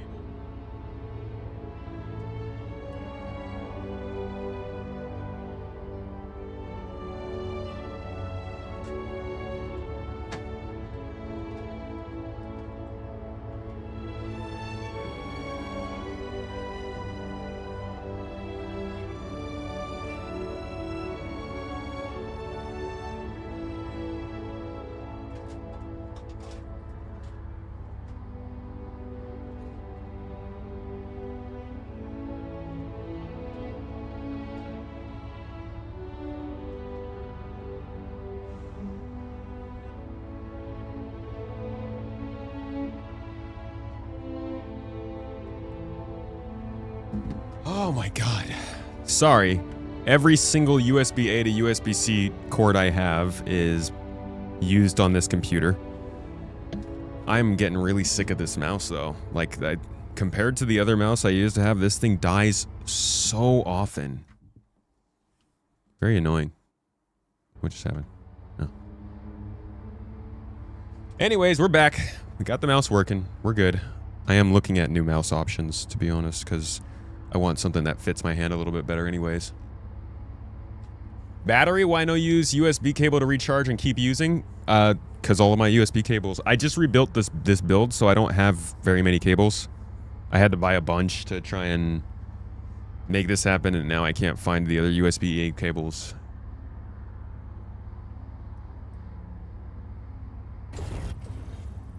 You gonna scan that? That's why yours has a AA. Sweet, sweet bliss.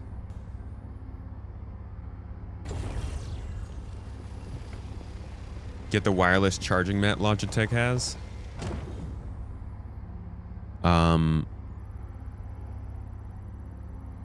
Maybe. Kind of want to get a glass mouse pad.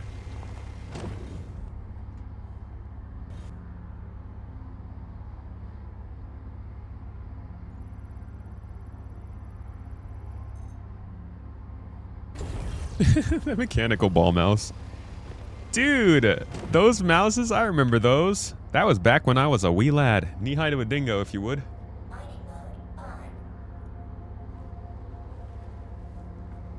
Have one roulette board for activities, then another board for modifiers like hand mining XSU of Y.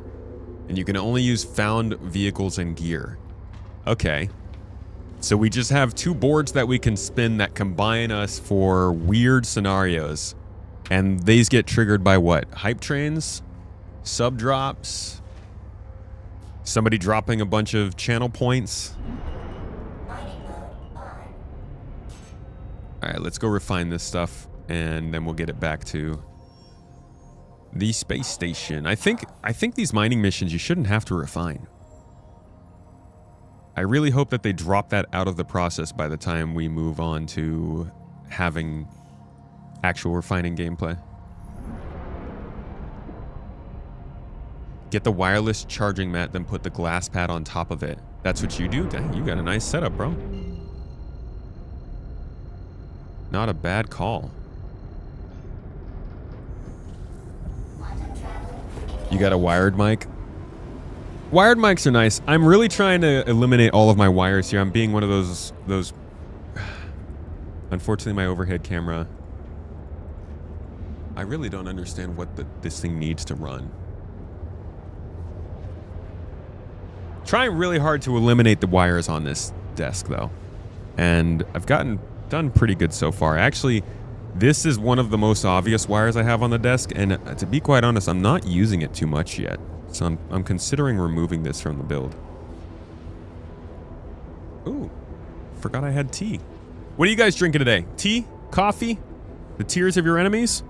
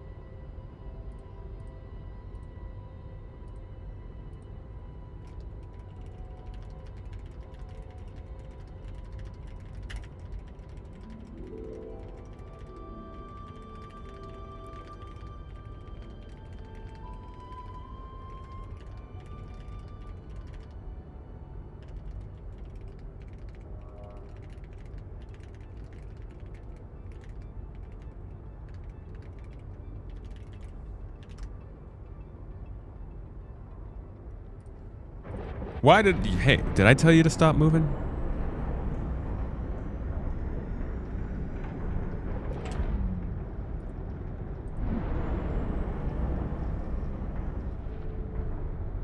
Give me Coke 00. You're like Chris Roberts, huh? You left the Coke can on the planet and it turned into Coke Raspberry? Drinking tears of your own grief and sorrow. Frasier! I think of you as like a blood warrior. Tears and sorrow. You don't know that. Are you going to explore the expo hall in PTU? Wasn't planning on it. I was trying to get all the crafting info in, but we can go check it out briefly before we sign off. Maverick, you're having some cough syrup with lemon juice and honey. Hell yeah, dude. I call that a high school sunrise.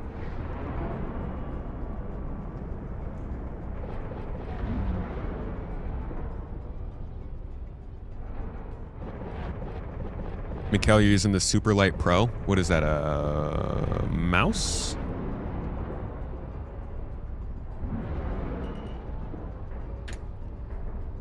Now that I'm finally, like, getting this desk set together, and thanks to the amazing gifts from Hap to help us kind of set up our whole desk here, I'm actually now paying attention to my peripherals and what I'm using and what might be useful.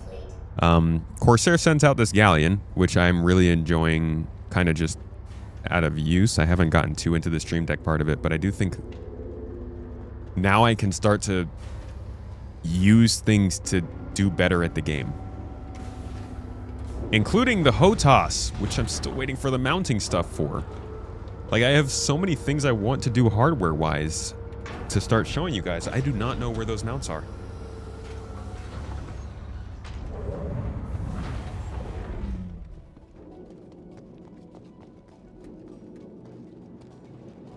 Alright, which of you's got the stuff? Oh, God dang it. I'll just send the ship down, actually. Mad Dog. Sup? Howdy doody. Tyrus, you got the G502X as well, but what you really want them to bring back is the G700. I don't know what the G700 is, but it feels like Logitech has discontinued quite a few of these mice that I like, now that I'm finding them now.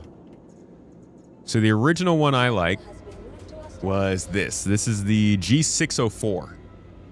I love this thing. This thing fits the shape of my hand so well, and they discontinued it.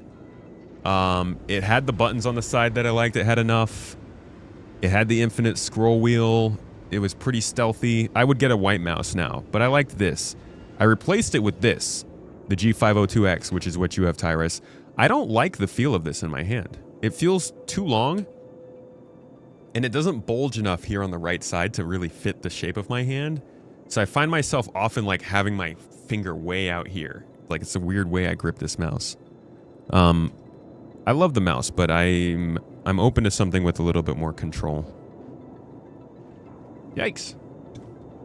And maybe something that charges better. All right, let's go refine these stuffs, and then we will take it and turn it in and see what we get. Yeah, I've heard people mention the Naga before.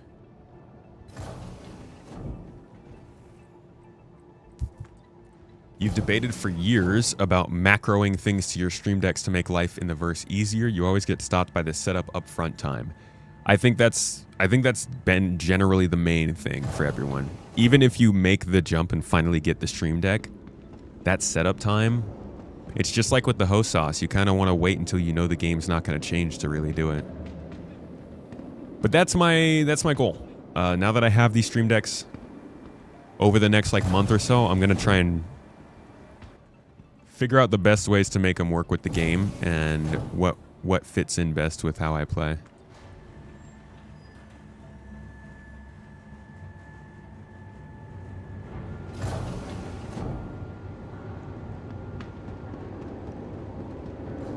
I need someone from maintenance to get the ventilation control. You're on your third 502. The switches are awful. Your button's breaking.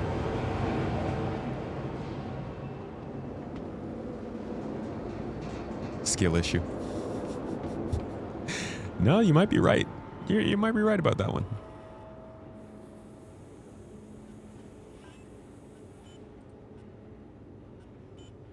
My hand just, doesn't know how to form correctly.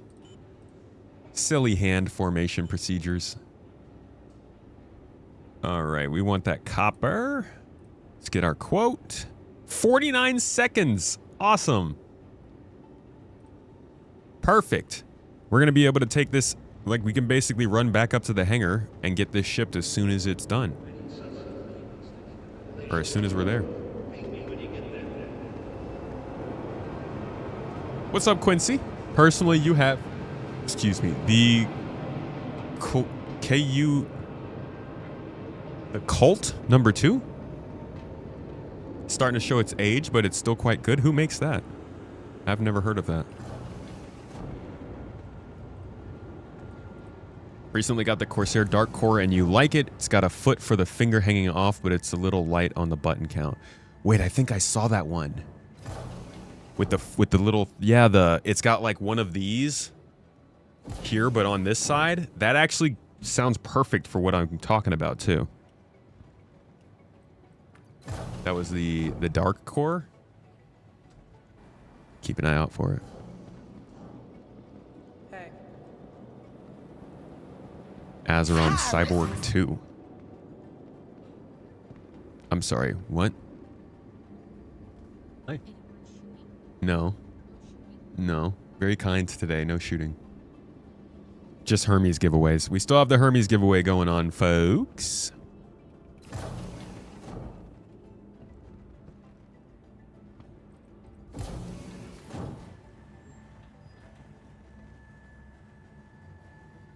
Super sure you've got that one too.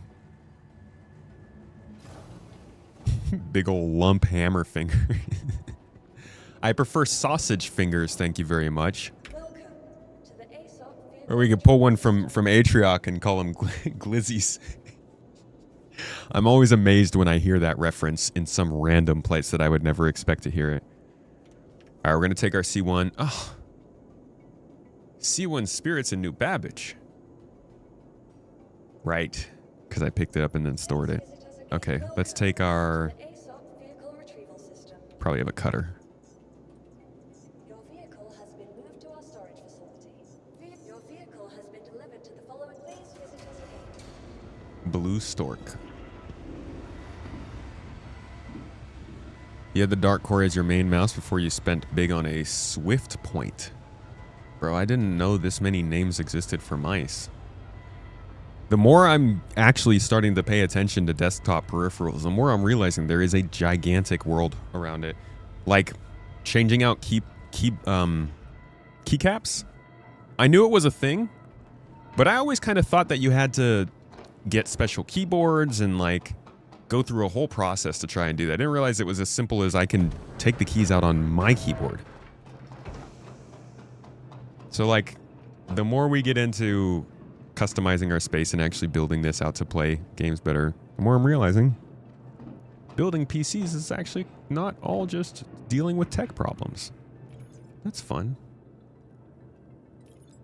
Or maybe I'm kidding myself and this is how I get more tech problems.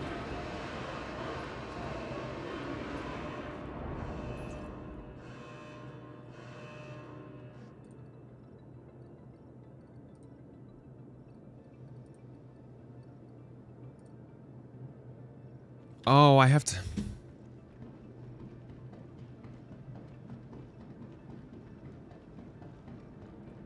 go back down and actually get the stuff stored.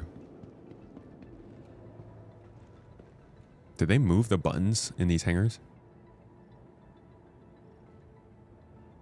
Why is it on the right side?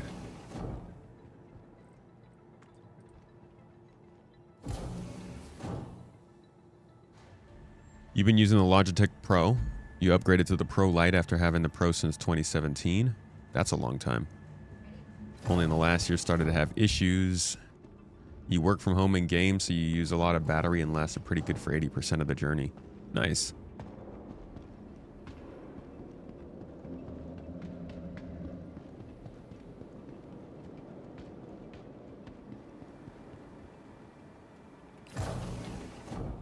Unique code for the giveaway? Sorry? Oh.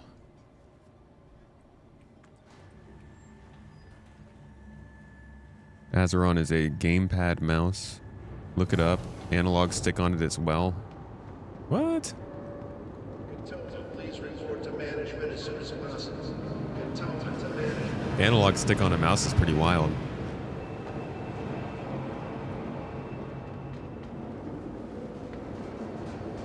Big Baba. New ship? Do not, dude. Are you serious? They're doing another one?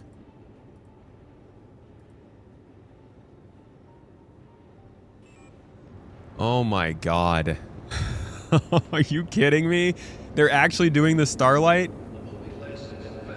I saw the rumors, but I was wondering if that was really going to be a thing in Invictus. So they're going all in on DefenseCon. It's not military. This is all the things. You think it's going to be the entire week leading up to it? You think they're going to do more ship reveals?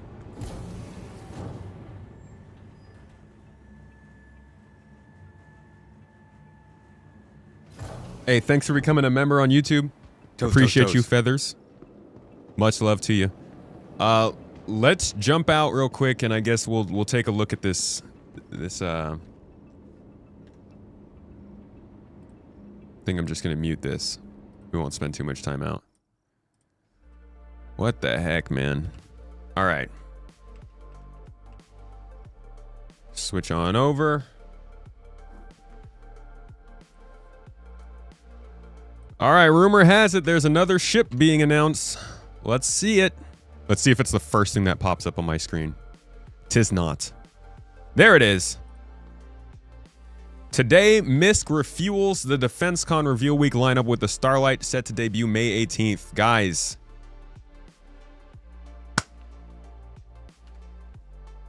I'm at a loss.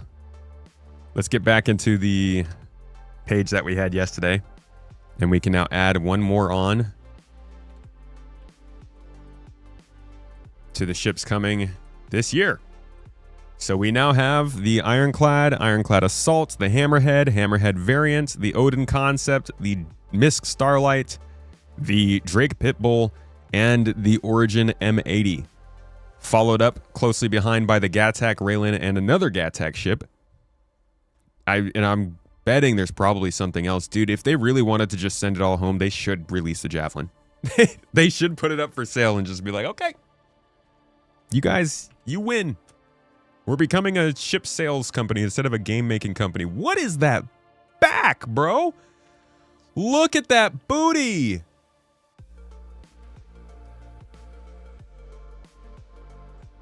What? That looks so f***ing cool. It looks like a little, like it looks like the front of the Odyssey, or the Star Lancer just got chopped off and they threw some more fuel in it. Oh, it's kind of cute. I hate it because it's kind of cute and I want the Starfarer to be the one that's getting the love. But I genuinely like it looks like a tanker. Not bad. The VTOL thrusters are an interesting choice too.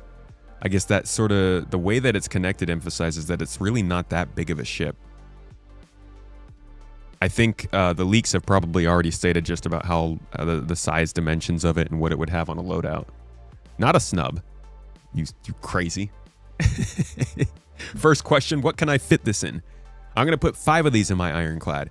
Looks like it's got a defensive turret up top. Thank God it's not a... Wait, are there forward-facing guns?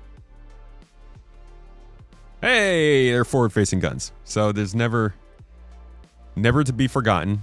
Combat-capable refueling ship. Defensive turret on the back is nice. I feel like it'd be nicer to have another turret like down here in the back than to have forward-facing turrets here. It's got VTOL thrust, so it should be able to perform pretty well in planetary atmosphere. Looking like a 2-person size ship. They'll probably call it a 1-person, 1 to 2. But I'm betting this is a 2 people sitting next to each other. Decent sized interior. It's looking like this honestly looks kind of like the Expanse in terms of size, but there's nothing to set the scale except for really just like the thrusters. This looks a little bit bigger than the Expanse, but probably a pretty good thing to go alongside the MISC Expanse whenever we do get around to the full loop. And they're completing the full loop. The biggest thing that we're getting here, guys, is refueling. Now, refueling would be a thing even if this ship wasn't being released. They should be updating the Starfarer right now, and I think we're going to need to give them a little bit of crap for releasing a new ship and not making sure that the Starfarer is good. But this is, again, another part of all of the systems coming together, starting to connect to each other, starting to give people more to do and new ways to diversify gameplay. It's just still going to get held back by social tools and reputation and security. You thought this was a single-seater? Maybe it is. Leaks might have said that it is a single-seater. It could be. It does. I could see it being a single-seater. It feels like it would be good to have 2 seats in this so that somebody could get up and run around. You got a remote turret, it looks like, up here, so somebody needs to be able to control that somehow. But we'll see. We've already seen the cockpit for this, and it's a single-seater. I see. Interesting. What's it called? The Starlight? Ah, is this it?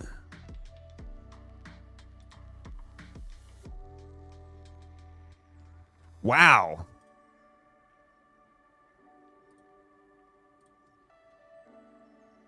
Oh, it's a much smaller cockpit than I would have thought. So this ship it's a little bit misleading then. It's smaller than it looks. This actually is probably a small ship, not a medium ship. I wonder who controls the turret. There must be another station somewhere for somebody to control this. Maybe it's a manned turret.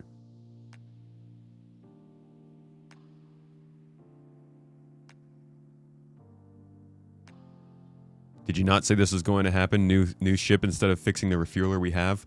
Brother, everybody and their dogs said this was going to happen. It is known. This is how they do it. They do this with every single gameplay loop. They release a new ship for the gameplay loop, and the ship that existed may or may not get some kind of update, but Starfarer is not. So we'll get more of the specs on this soon. But again, another ship that is just like the Ironclad, kind of showing the direction the game is going in it. It's not all combat, even if there are guns on everything. Refueling, here we come. Hope you enjoyed some of the news. Thanks for dropping by.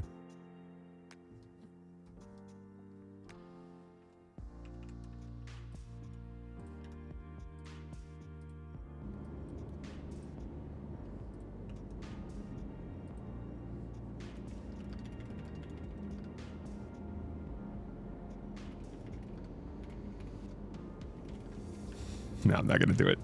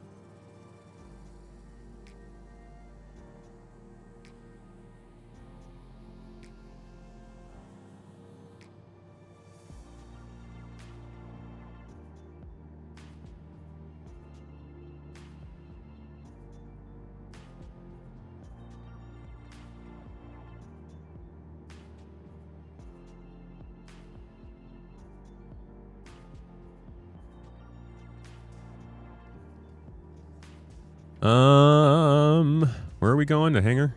Right, we're doing stuff, yeah. Guess this confirms no Stingray at DefenseCon. Dude, this confirms that I don't know what the hell's going to happen at DefenseCon. Anything is possible, it seems. So I wouldn't count it out. They very well might do, like PK was saying, he thinks that there's going to be It's not a turret?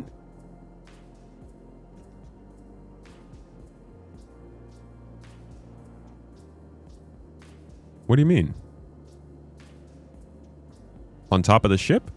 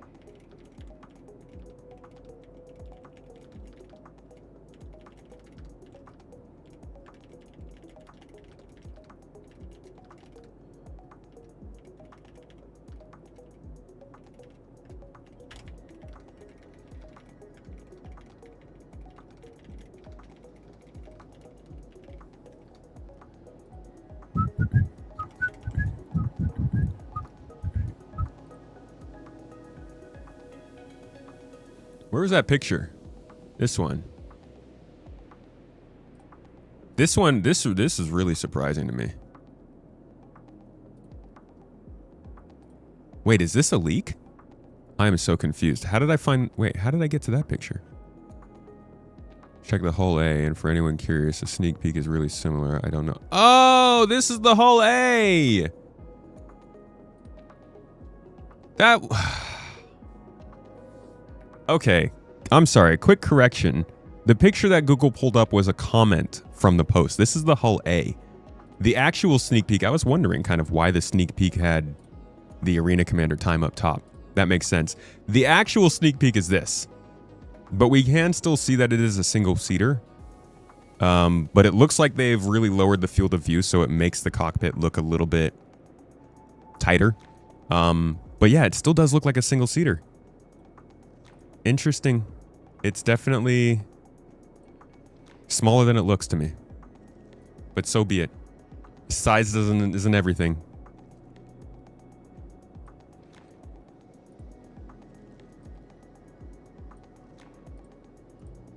Can I please add the picture? I got leak baited. Actually, not even leak baited. That was just somebody in regular Arena Commander.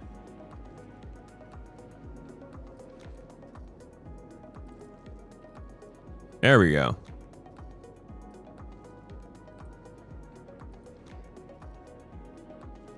Still small like the hull A.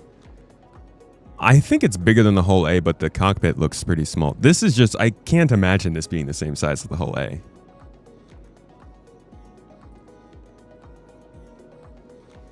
Single seat refueler though. Interesting. I'm really interested to see how this turret gets controlled, or if it is a turret or not. I don't even know anymore.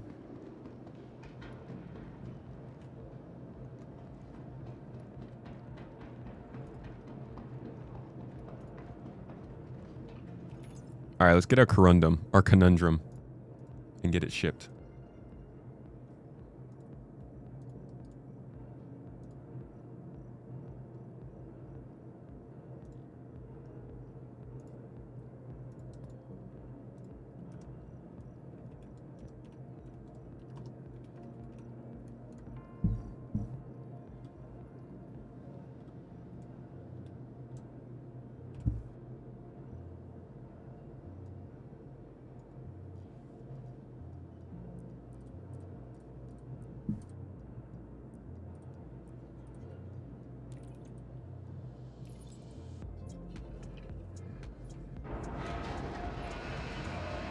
Is this like a 2-gallon can of gas? You got enough to refuel somebody halfway. You're out here in your own refueling ship calling for somebody to help refuel you. Problematic. It's probably going to be something that refuels like a standard... No, I'm guessing it'll probably be able to refuel like your average medium ship. Probably more than once, I would say. Like a Caterpillar or something, I bet you they're going to be able to make a pretty big dent on something like that. What I'm more interested in knowing is, how does fuel transfer work? Am I going to be able to have a Starfarer that has a bunch of fuel in it that flies around and puts more fuel into these smaller starlights? Or is it going to have to be... Oh, dude, is this too big for in here? Or is this going to have to be I have to go back to the space station every time I want to refuel my starlight?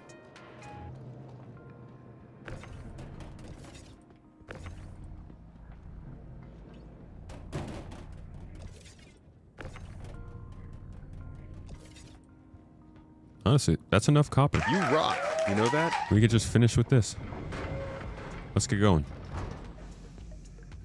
So cool. Thank you for the super chat, man. That's very thoughtful of you. Much love. Thanks for supporting on YouTube. Hope you're having a good day. So cool said the fuel tank in the center is the same as the tanks on the back of the Starfarer, so you can scan it from that. Oh. Nice touch. Toes. Ferrister. A classic. An absolute real one. Thanks for popping into the stream, dude. Good to see you. Our very own Star Citizen Attenborough. Honestly, my favorite person to watch, dude, chill salvaging. And one of my favorite guests on the podcast. I actually asked him to come on the podcast, and he was like, no, I hate you. I won't come on anymore. So, unfortunately, I don't get to bring Ferrister on this week, guys.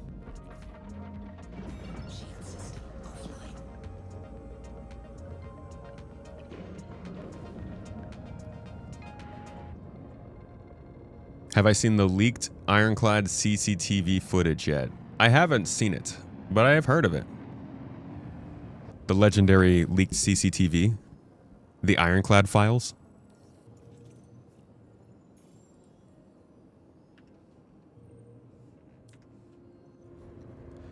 Hello and welcome.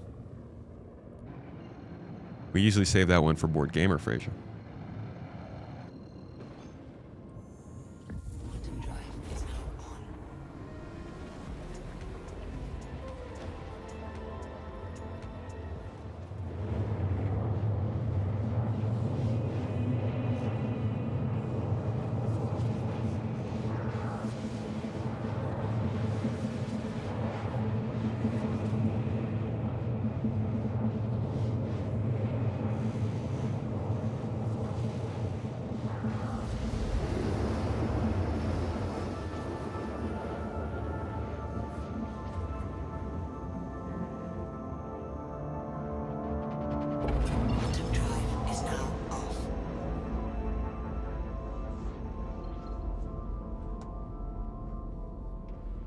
Avocado is conveniently quiet. Well, I mean, they can't both be in the same room at the same time, huh?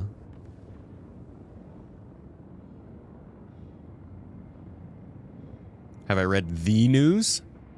What is the news?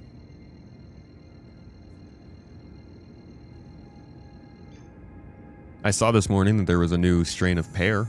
Is that the news?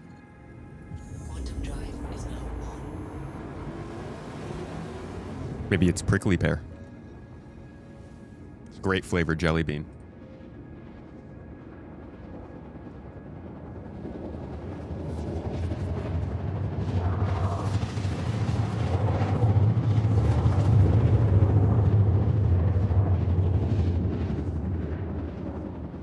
You always say that whenever there is a newcomer. Oh no, you can. I'm just joking. You can say that whenever you want. I just like doing that because Board Gamer starts his videos out with "Hello and welcome," and I've been listening to that for more than the last 10 years of my life. So I just always associate that phrase with him. All right, where are we delivering to?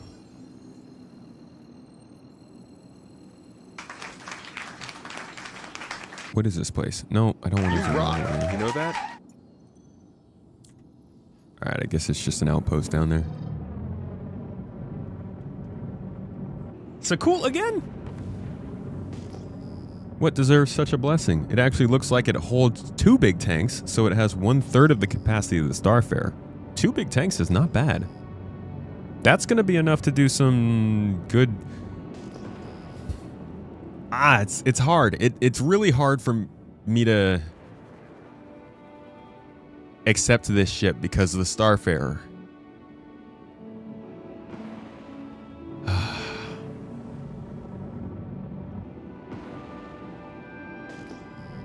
Like, this is the way that it is. They now that the actual gameplay is coming about and they understand the game more, the ships that they build more, the ships we build now are much better fitted for the gameplay they're building now, which means the old ships may or may not be good for that game. Like, how many people are going to be flying around Starfarers as opposed to Starlights?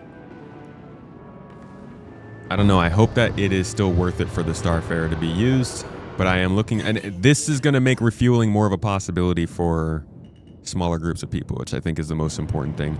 The Starfarer was just going to be impossible for folks to try out refueling easily. I don't know, maybe the Vulcan?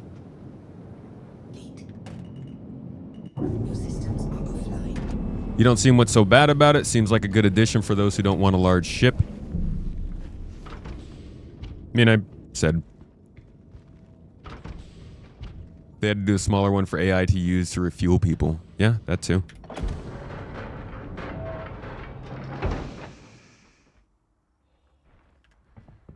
Oh yeah, CR gave the interview. Yes, yes indeed. We went over that. He actually gave it to Skillup's network too, which is just freaking crazy. It's so crazy. I'm also seeing like PC builders on Twitter that I've been watching build PCs for years are like starting to post about Star Citizen and like building PCs for Stars. I'm like, what is happening? It's crazy.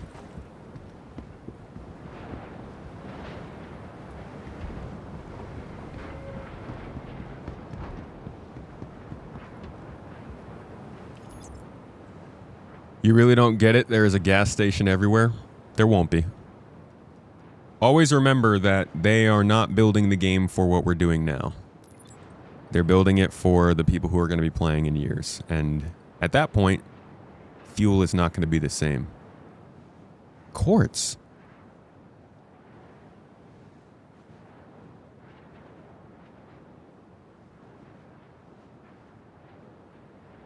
Wait, I don't understand. 1 SCU and 2 SCU. I only need 2 SCU of it. Send it down.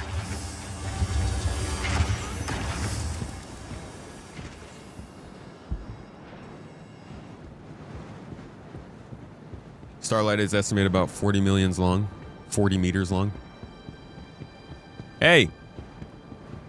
You confused?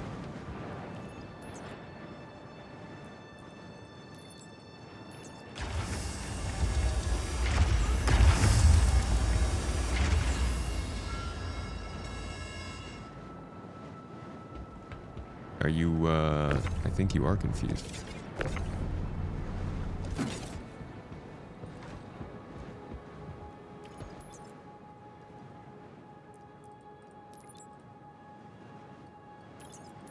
It shouldn't come back up. There we go. All right, turned in the goods. What do we get for it? Just some money? Hit me with that blueprint, guys. That'd be kind of wild to get a blueprint for the intro. Oh, shoot! I got a freaking blueprint! Dude, let's go! I got a blueprint for a pistol, too, for doing a cargo running mission. Or a mining mission. Payment should be sent. Give a holler if it Okay. isn't. Okay? Cool. How about we go slap that arbor laser onto... Well, I guess we'd have to craft with it first. So I need to go get my crafting machine.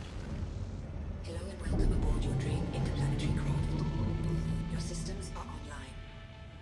Predicted anti-G resistance, 49.37%.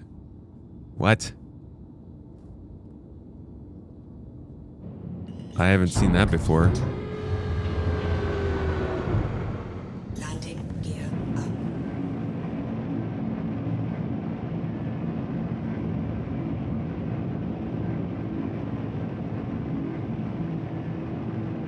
They could shrink the fuel tanks or decrease fuel efficiency. I do think that fuel burn rates will probably change quite a bit.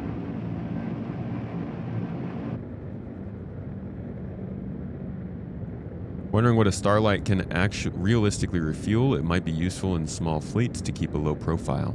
Yeah. You know, I'm thinking anybody who's in like a single seat ship is probably going to enjoy a starlight swinging by to help them out. Shield system online. Okay, back to New Babbage we go.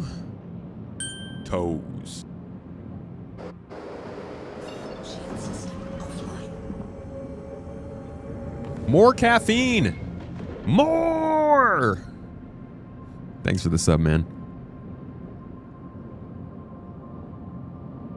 I'll take a sip to tea for that. More caffeine, folks.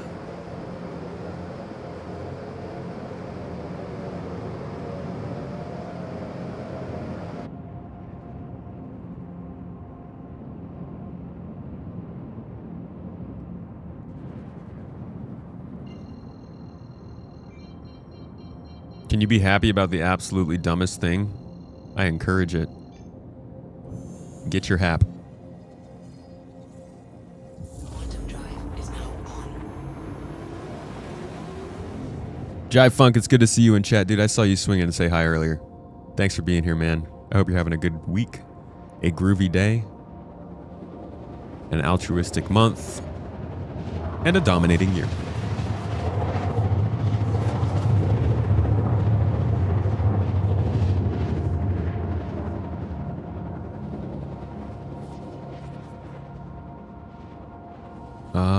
Fuel rats. I hope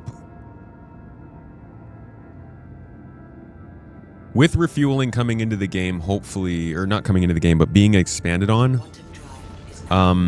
there's this kind of challenge that you get with putting in game systems, especially it's really easy to see with something like Star Citizen, and that's like you gotta wonder what comes first, the supply or the demand.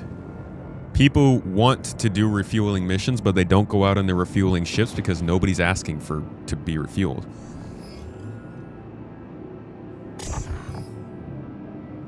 Okay, so is lamp just not working?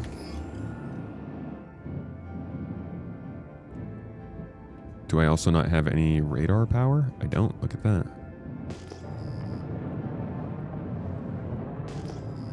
So you gotta ask yourself, what comes first? The people who are looking to do the refueling or the people who have the refueling ships? You have to convince people with refueling ships that they're going to make money and have fun in order to fly out into the system and do it. But if you can't convince them of that, they won't do it.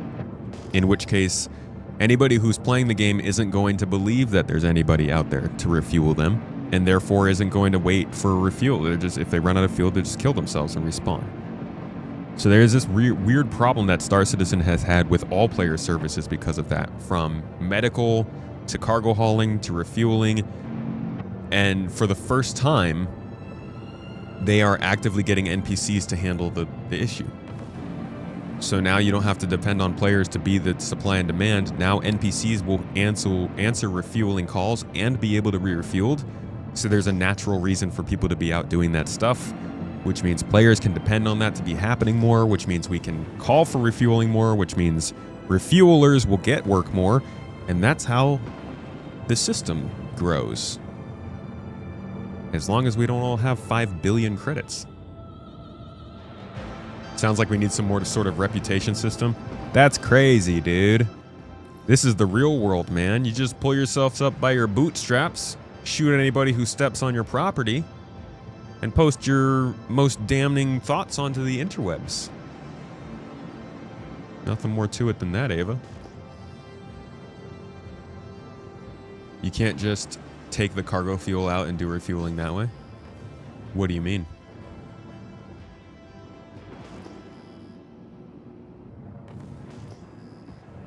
Chicken and the egg.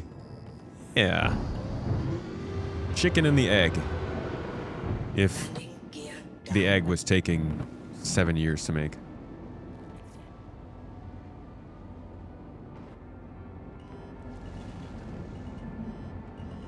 Will NPCs or players be more reliable at refueling us? Hey, let's move over. You call that a social experiment. I call it a test to see if the NPCs even work. You've never run out of fuel. Always refuel any stop you make. And you see, that is the magic of what they're building, in my opinion. If you play a certain way, you don't have to deal with certain things. The more and more of these features get brought into the game, the more you as a person will likely feel personal rewards to your playstyle because you do certain things other people don't. Me? I'm awful. I'm garbage. I can't even remember my helmet.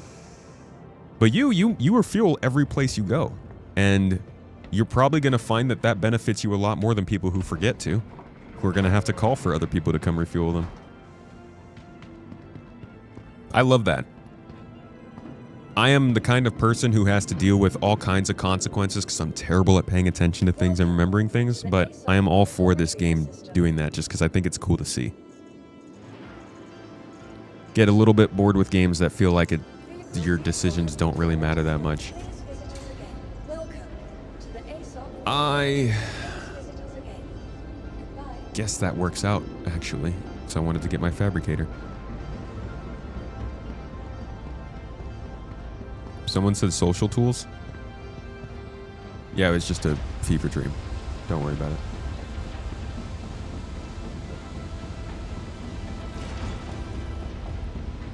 Poor refuelers are going to get ganked so often. Probably. No reputation system.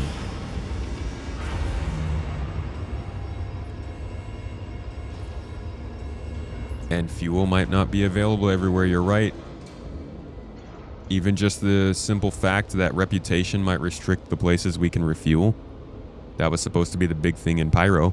But I'm guessing they decided instead of limiting our ability to refuel in Pyro, they would wait until refueling was possible to do it. That's actually kind of my hopium.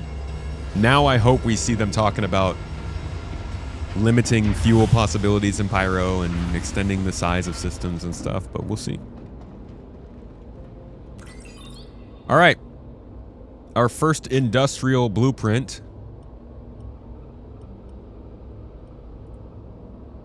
There it is. Mining. We got the Arbor MHV mining laser. And it looks like we got laser power and integrity are our stats we can change. We need iron, satirics, and copper. Wow, you need a lot though. You need a decent amount of iron. 4 units of satirics. So, yeah, you're going to have to do quite a bit of collecting to industrially get ahead. But the fact that this is part of the loop is just... I said in my 4.7 video when it came out, I was like, we now have a good reason to play. We're getting progression. This is cool. But it falls short because you can only get FPS stuff. If they do not step up on that in 4.8, it's going to lose its novelty. And they have adequately stepped that up for 4.8. I'm really happy to see it. What time is it?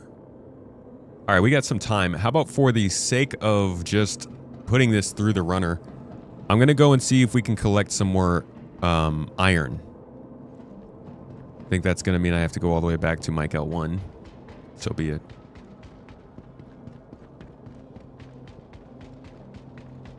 The head is size 2. Oh, it's the MHV. MHV is not size 2. If it was size 2, it would say size 2.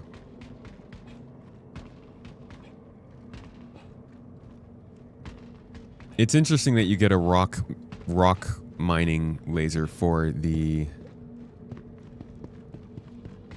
ship mining mission. But it's a start. No optimal window size. Maybe from the other ones. Maybe the Arbor cannot be as customizable as the other ones. I really would want to see what the Lancet head can do for you.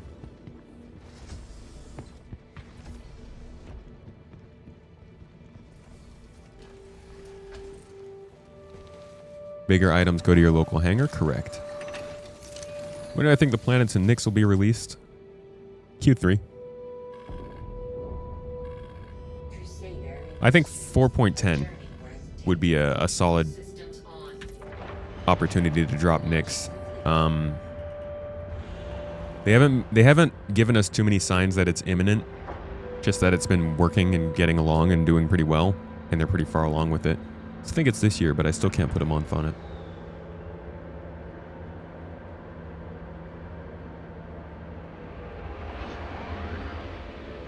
Oh, you mean when you're crafting stuff? Yeah, when you're crafting stuff, you can send it to your local inventory. I would suggest sending all your stuff to your local inventory. You don't have to get it physically out of the fabricator. Thank you for visiting New Babbage.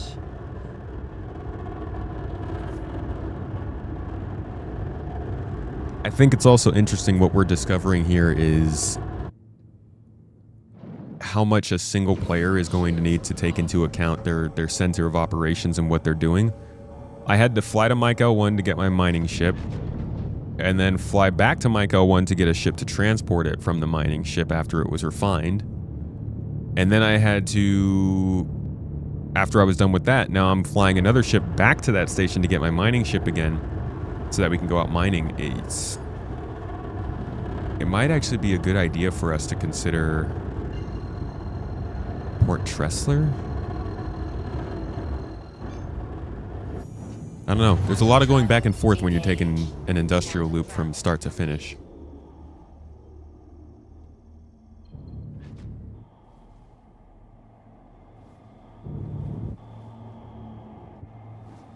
I think all of them are in the same patch. Lasers for crafting? I'd be pretty saddened if they didn't. Lionels. Hello, my friend. How are you?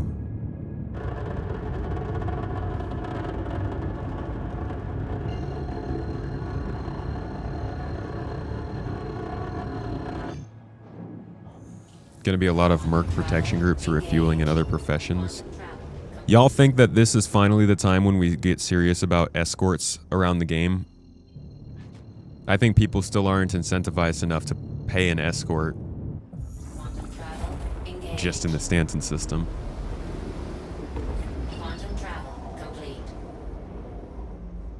Could move the fabricator, but we would still need to... The problem was getting the stuff mined and then using a different ship to turn in that stuff. Oh, why did I jump here? I need to go back to Mike L1.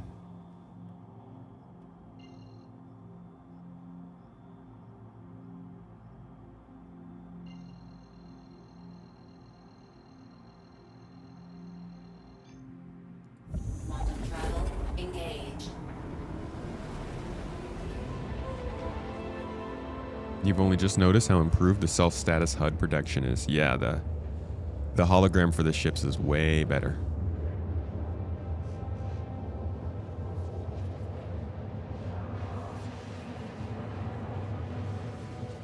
You think escorts are a funny concept unless they have NPC escort options? Why a funny concept?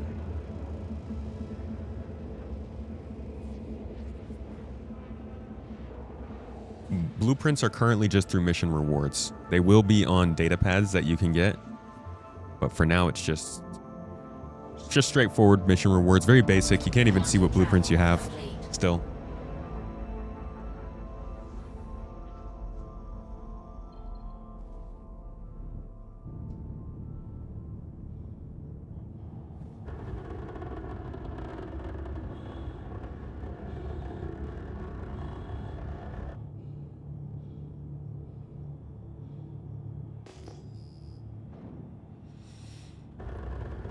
We have our baby shower coming up next week on the weekend. And Mrs. T had a great setup planned out. I mean, her friends have planned an amazing thing for her. It's amazing. They're being just awesome people. But she ordered a dress for the baby shower, and it was on order for like 2 weeks, and then just today they let us know that it's sold out. It's kind of annoying. 10 days before the event.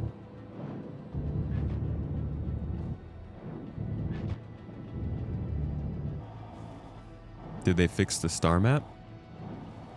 Probably not. I don't think it starts with you zoomed into the ship anymore, which is nice.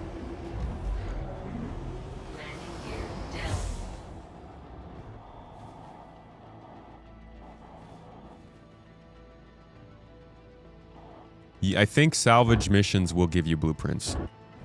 I haven't confirmed that.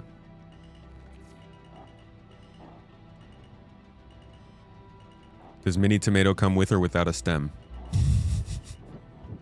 Landing complete. I didn't realize what that meant until after I read it. A little baby boy tomato, yes. He's gonna be a little space tomat junior.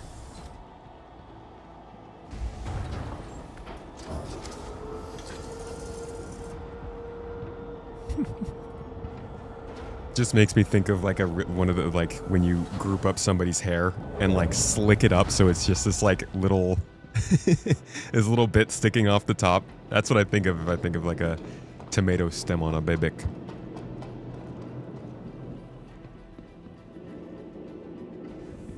Yeah, you got a chuckle from Mrs. Tomato in the other room too. Any of those patch deaths from forgetting helmets? To be quite honest, I haven't been tracking patch deaths in 4.8. To the ASOP vehicle retrieval system.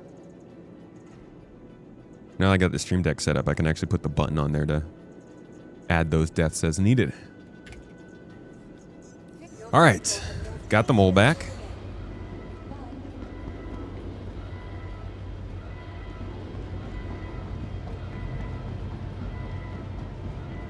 They're not going to physicalize blueprints, but they will allow blueprints to be stored on physicalized items.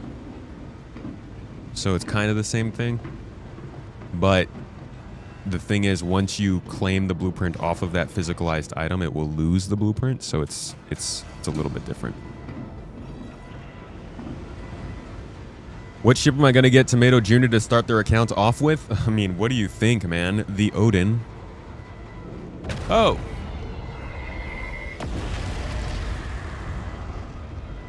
Glad to see that's still working.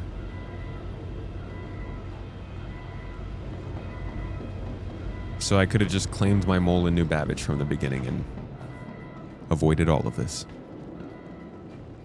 Welcome to the ASOP vehicle retrieval system. Your vehicle has been moved to our storage facility. Your vehicle has been What? Is it immediate claim if you don't have the stuff on it? Hey, you get the f out of the way this time, okay? Please? No! He's like, oh yeah, talk to me like that. Watch what happens. Go away, man.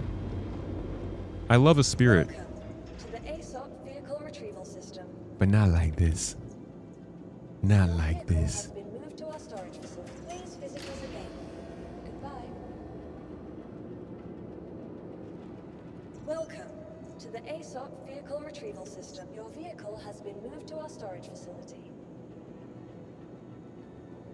She's just lying to me. Please visit us again. She's telling me that it's being moved and it's not. Vehicle retrieval system. Your vehicle has been moved. Please visit us. All right.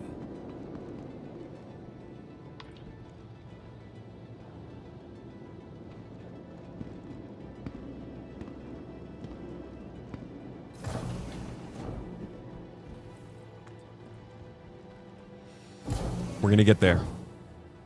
We're gonna make it work.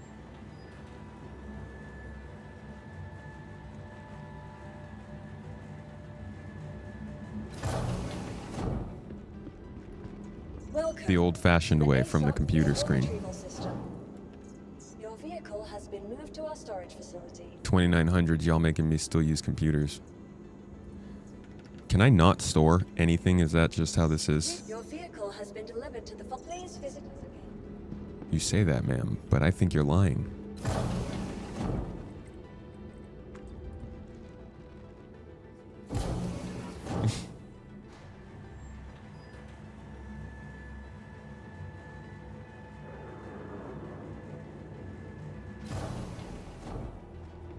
Come on. No! This is not the... Get out of here!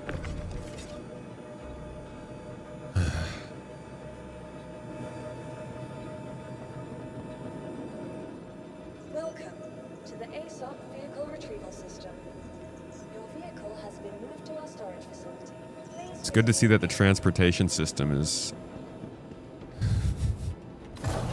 I was looking forward to this not being a thing in 4.8. The Odin's on the registry? The Odin is... The whole message I sent into CIG was just about, hey guys, my son is coming, and he's gonna need an Odin at some point. To the ASOP vehicle retrieval system. He will be the horse that mounts the world, or whatever the hell it was. You guys remember that?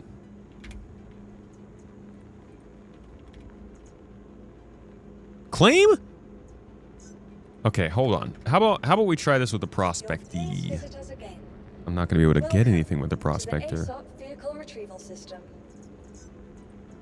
Your vehicle has been moved to our storage facility. Your vehicle has... Please visit us again. Is it gonna really be there?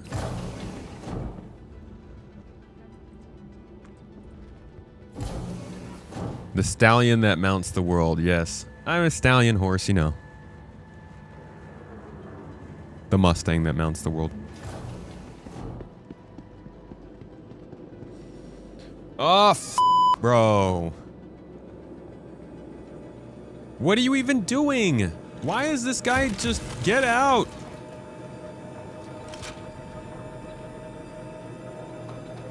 I feel like this is just preparing me for having a son. He's just gonna do whatever he wants sometimes, you know? I'm more disappointed in this one. What do you... It looks like you didn't even try.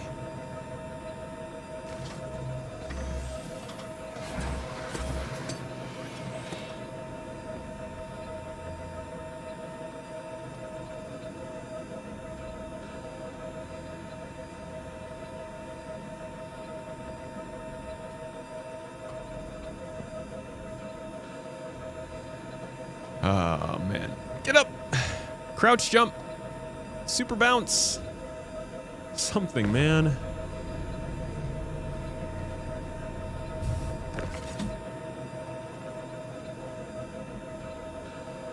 Okay, there's a little highlight, though.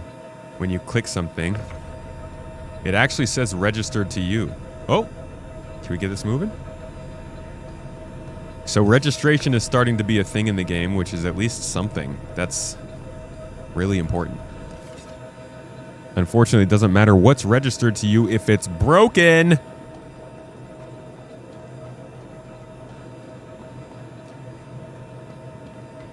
I think I might genuinely be out of luck right now. My hanger is just completely broken here.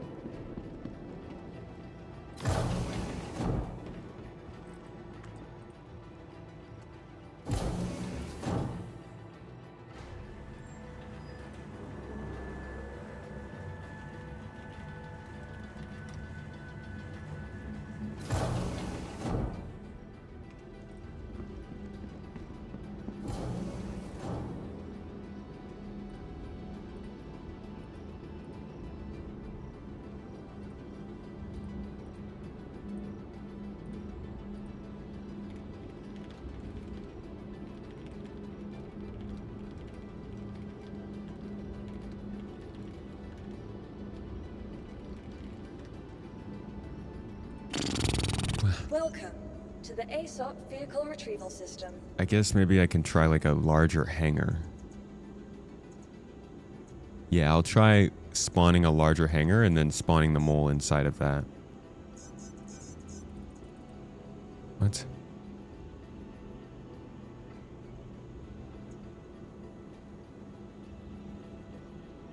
Why can't I claim the default loadout? Your vehicle has been moved to our storage facility.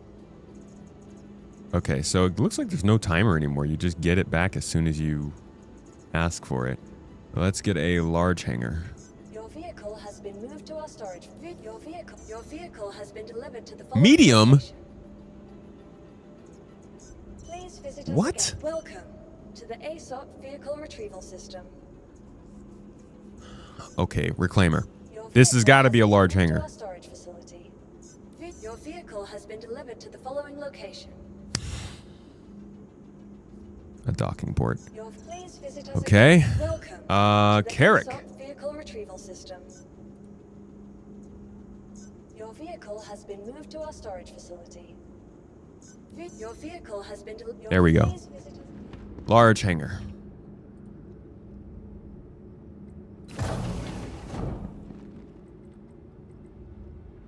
The timer starts on retrieve, not claim. Oh, that's interesting.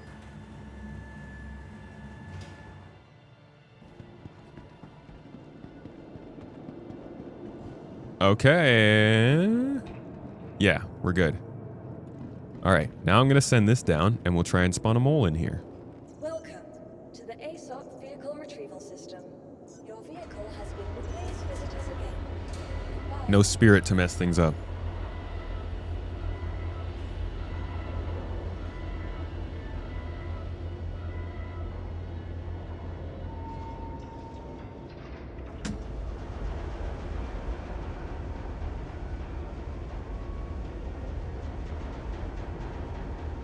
Welcome to the ASOP vehicle retrieval system.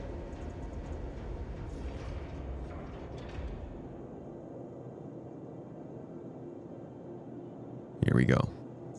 Your vehicle has been delivered to the following location. Please visit us again. Yes. Finally.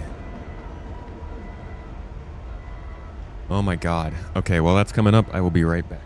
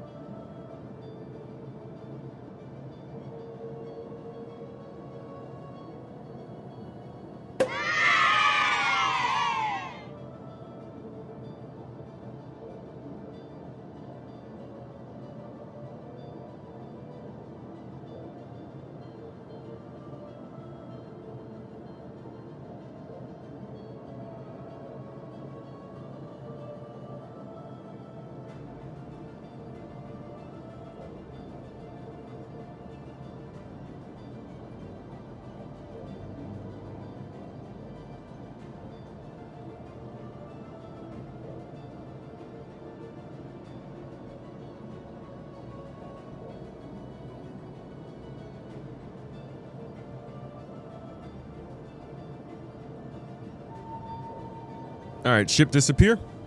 I was worried it might disappear by the time I got back. Alrighty. Let's get back to it. That claim change is a game changer. Why? Because it's immediate.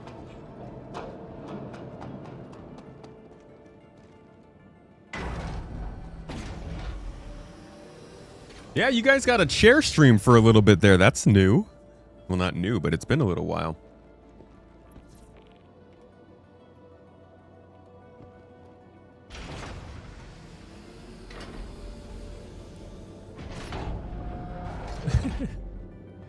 The chair was a little bit antisocial for this one. He's still not used to the layout of the room. The other day he asked me where the bathroom is. I told him, you don't need to know about that. Red Spartan, love the YouTube videos. Thank you for watching them, man. Thanks for checking out the stream, by the way. Bit of a different vibe around these parts from the videos. Something people seem to be ignoring in the Skill Up interview, it was taken in February, way before we've seen all this movement on Squadron on the site. People are acting he said it yesterday. People are really getting caught up with the whole no confirmed, or Squadron 42 might not be coming until later thing, huh? Landing gear up. Shields off.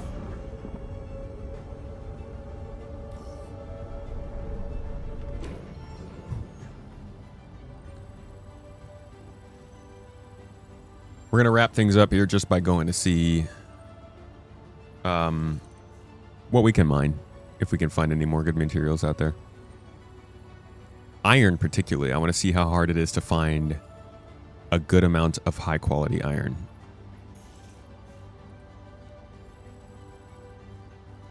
Actually, let's do some mining around Mike L1. Maybe there's stuff out here. Closer to home.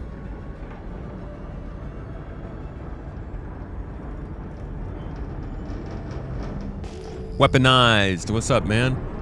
Got a MISC reveal today. New weapon strats. New CIG strats. Yeah. They are definitely going about it different this year than they normally do.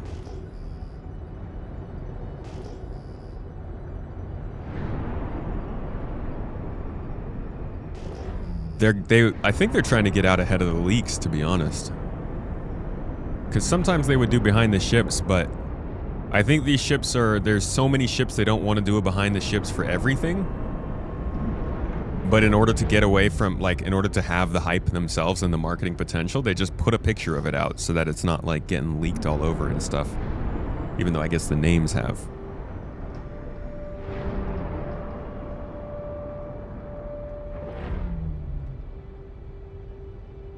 We're going to get GTA 6 before Squadron. It's funny that people are making jokes the other way. I don't know which one is more ridiculous to come out first. Probably GTA.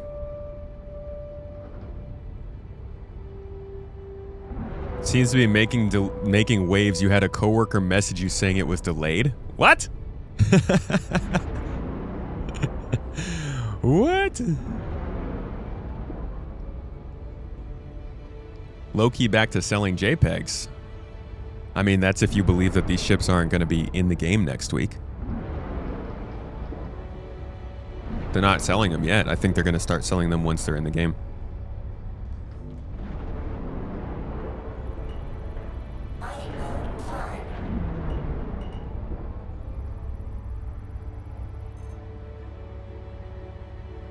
Alright, we got Hephaestonite here at 692.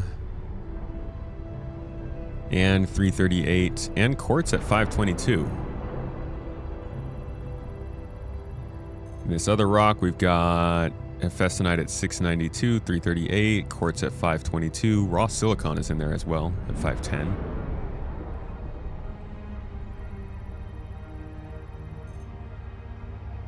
Here we've got Hephaestonite 572, 338, Quartz at 522, raw silicon at 510. It's just way more stable and reliable to mine with this than it was in the last patch. I'm glad they made this change. But we're looking for iron.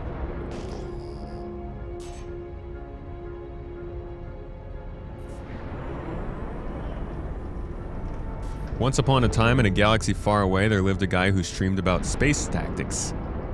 He had lots of friends, enjoyed life, and regretted nothing. There is a knock on his office door. Is this a bedtime story?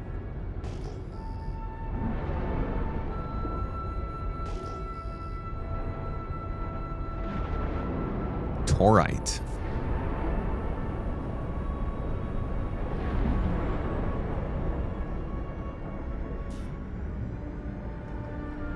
And we just flew all the way past it.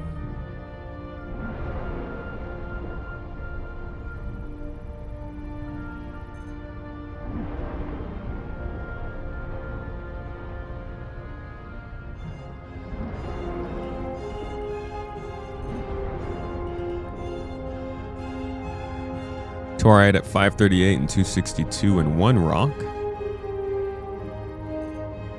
538, 262 on another. 661 and 262 on the third. So you can get different values, but generally they come up in the same numbers. It really does just crunch all of the numbers into one quality level in a segment.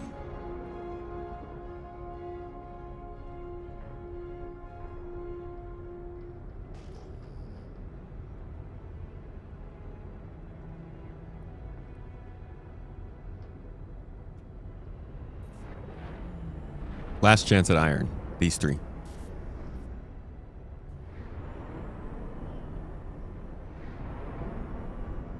As we're wrapping things up here, though, one last reminder as I see some folks getting that extra entry into the Twitch chat. We're still giving away our RSI Hermes cargo hauling ship. That one will probably be ending next week, I imagine, as we try to shoot to complete our goals next week and prepare for the streamathon the following week, where we'll be giving away a couple different ships and potentially some merch. Put it on your calendars. May 20th, I believe. Around that time, we're going to be starting our streamathon and going for as long as we can to celebrate Fleet Week and all the crazy stuff happening in 4.8. I'm going to do so much freaking crafting and collecting during that time. Hopefully we could be the last one and go for like 4 days straight. Well, not straight. Hephaestonite, 572, 338. Silicone at 510. Same thing we found before. 510, 692, 538 Hephaestonite, 522 quartz. All the same kind of stuff. Again, 310 silicone, 692 Hephaestonite, 338 Hephaestonite, 522 quartz. It's almost predictable. You just have to identify what materials come in what kind of deposits now. Need iron? You were on Monox yesterday and saw iron everywhere? Good to know. I hate planetary mining, to be honest.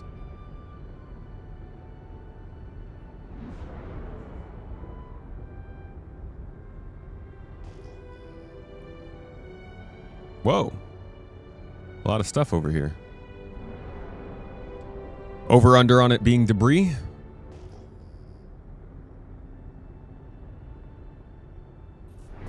Hey, look, debris.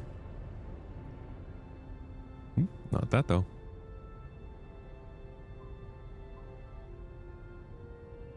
Oh, did I already scan those?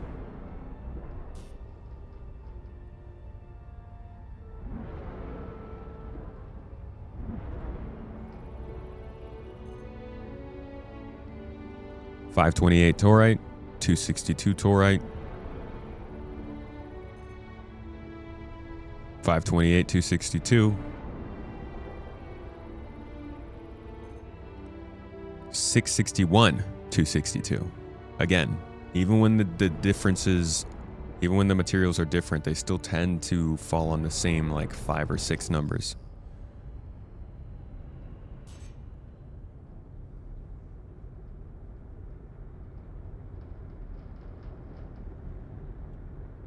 Aluminum.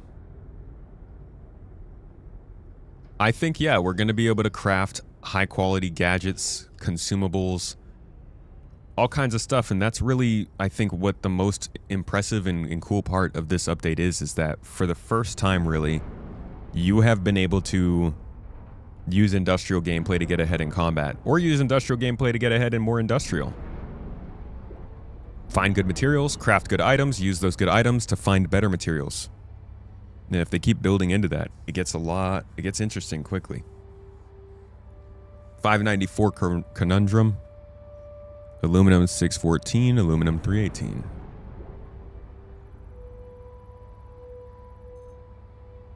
$5.94, 614, 318.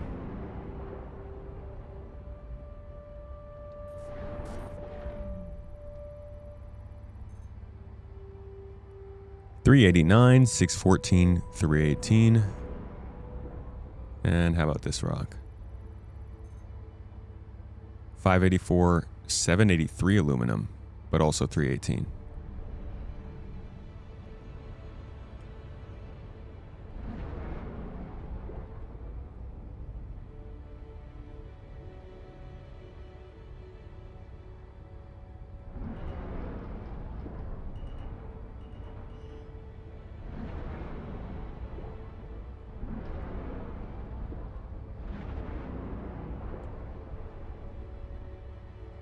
I'm gonna mine these two. Can I stop saying 318? Giving you PTSD. It's one of those triggering words. We can put it in the vernacular with like master modes, use.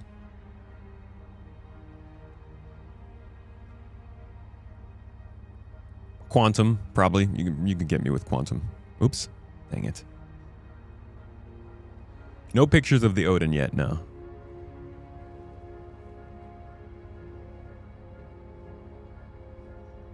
I think salvaging is also going to be really interesting in the future. Whenever they get around to making sure that all of the ships and stuff you salvage actually return the materials they're made of, it'll probably get a lot more interesting when it comes to crafting. Wow. Right?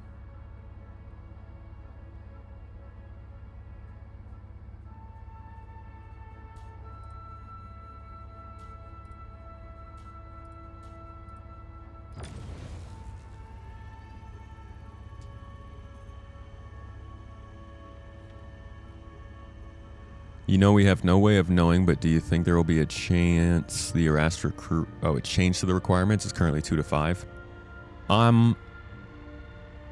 You could probably stretch that a bit, but I do think it'll always be...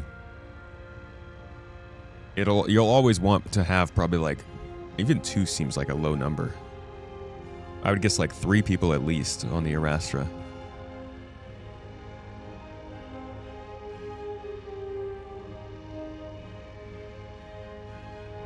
Will all of the mining materials go back to 0 or 500 quality in the 4.8 patch? I don't know.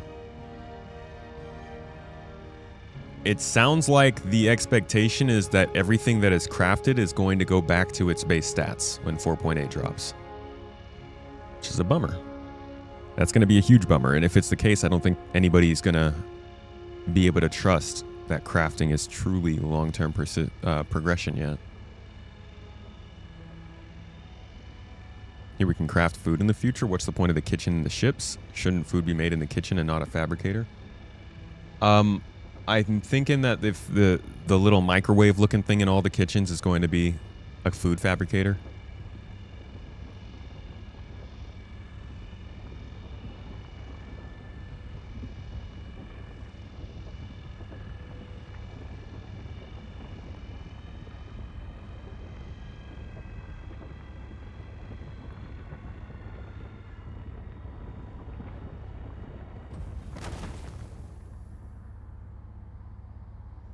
That's not a confirmed thing, Lost Vein. That's just my thoughts on how it might work.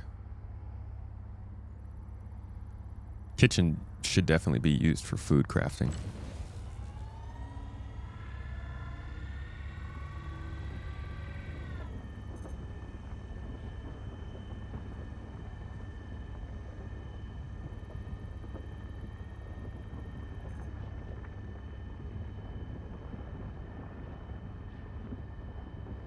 Pizza blueprint, beans blueprint. I want a poutine blueprint. Make it happen, CIG. Poutine in space. Extraction mode on. Fracturing mode on.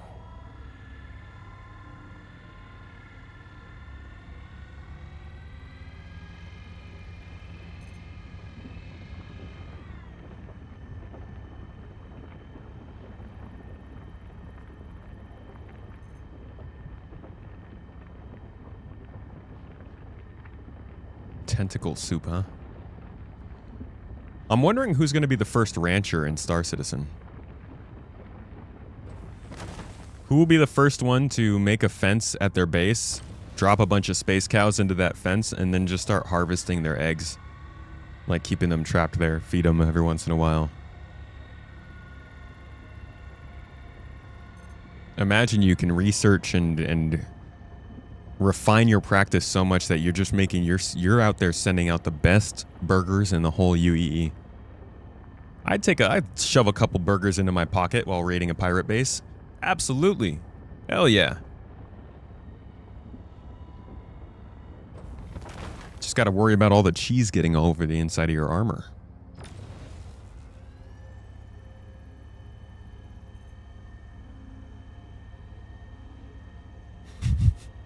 Yes, cow eggs.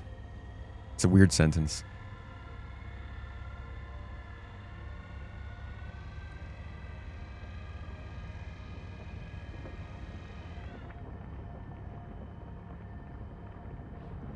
Is it worth mining ores with quality less than 800? That's your call, man. It depends on what you're looking for. I think it is. I think you can take and pick which materials get highest quality and which you can find the most easy, because some of them you can find just a lot more at lower quality, and it might be worth combining it with another high quality material. But you don't get the best stat boosts from under 800.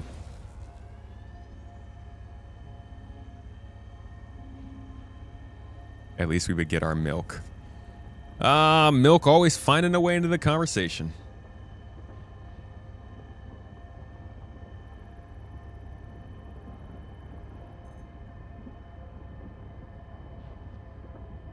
Come on. Come on, don't do me like that. Oof.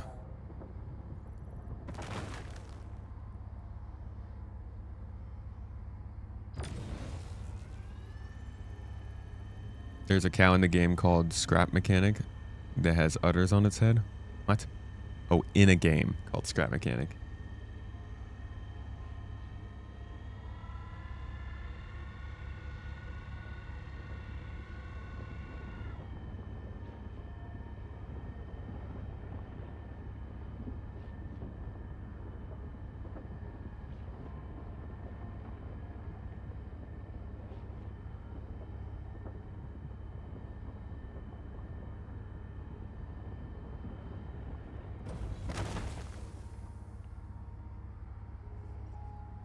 All right. Time to collect.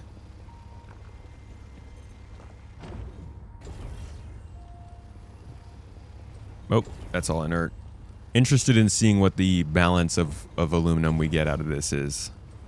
From just one rock. So far, we're getting mostly 318 aluminum. Not ideal. Useful for contracts, though.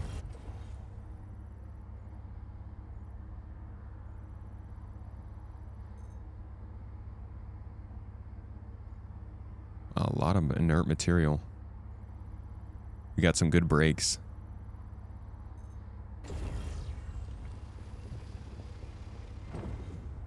Is Mrs. Tomato around by any chance? She is indeed.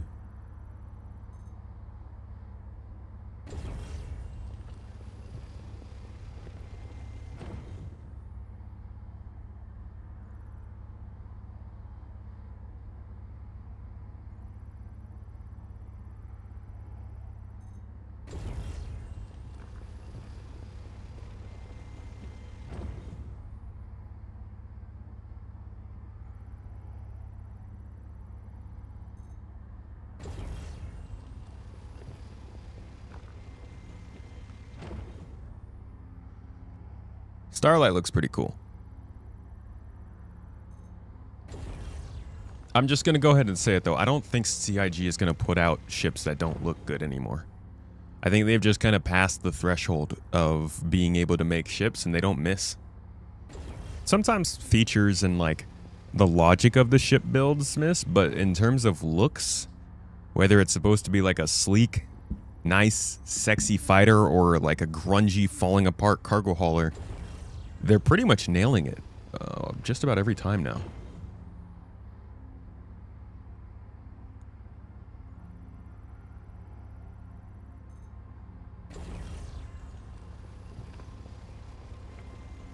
Best ways to min-max your quasi-grazer farm. Get the most eggs the quickest. Highest quality eggs to make you a millionaire in 2 days.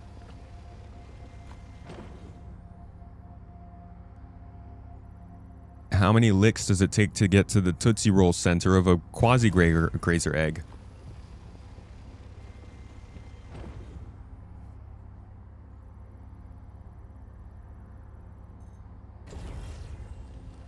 Certainly getting a lot of aluminum here.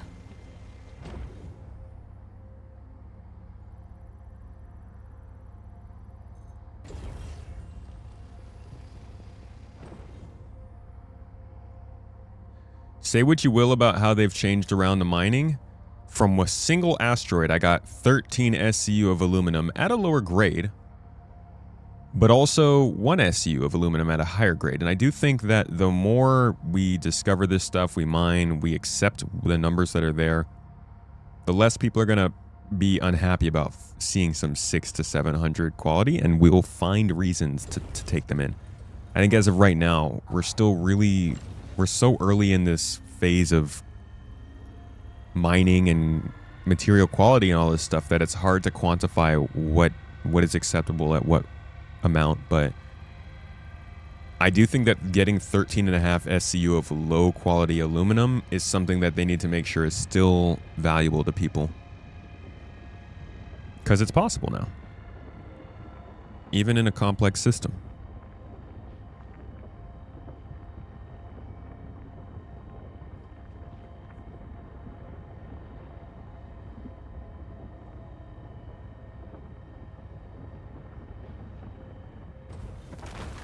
After the Hull B design language, Hull A can update like the Starlight design. 2 of them, 1 person, same cockpit.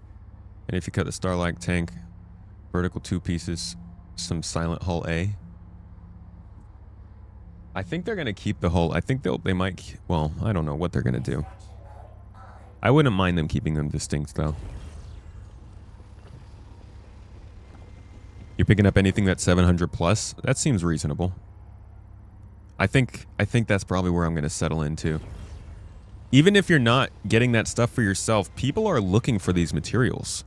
If you think about it, most folks are not going to want the absolute highest level material for all the stuff they have, because most folks aren't going to want to go out and get materials. And if you buy materials from the store, you're getting 500 quality. So if you're in a group of people and you can find 600 to 800 quality and stuff, you can probably put that out there and just let them know you have it. And I bet people will buy it off of you.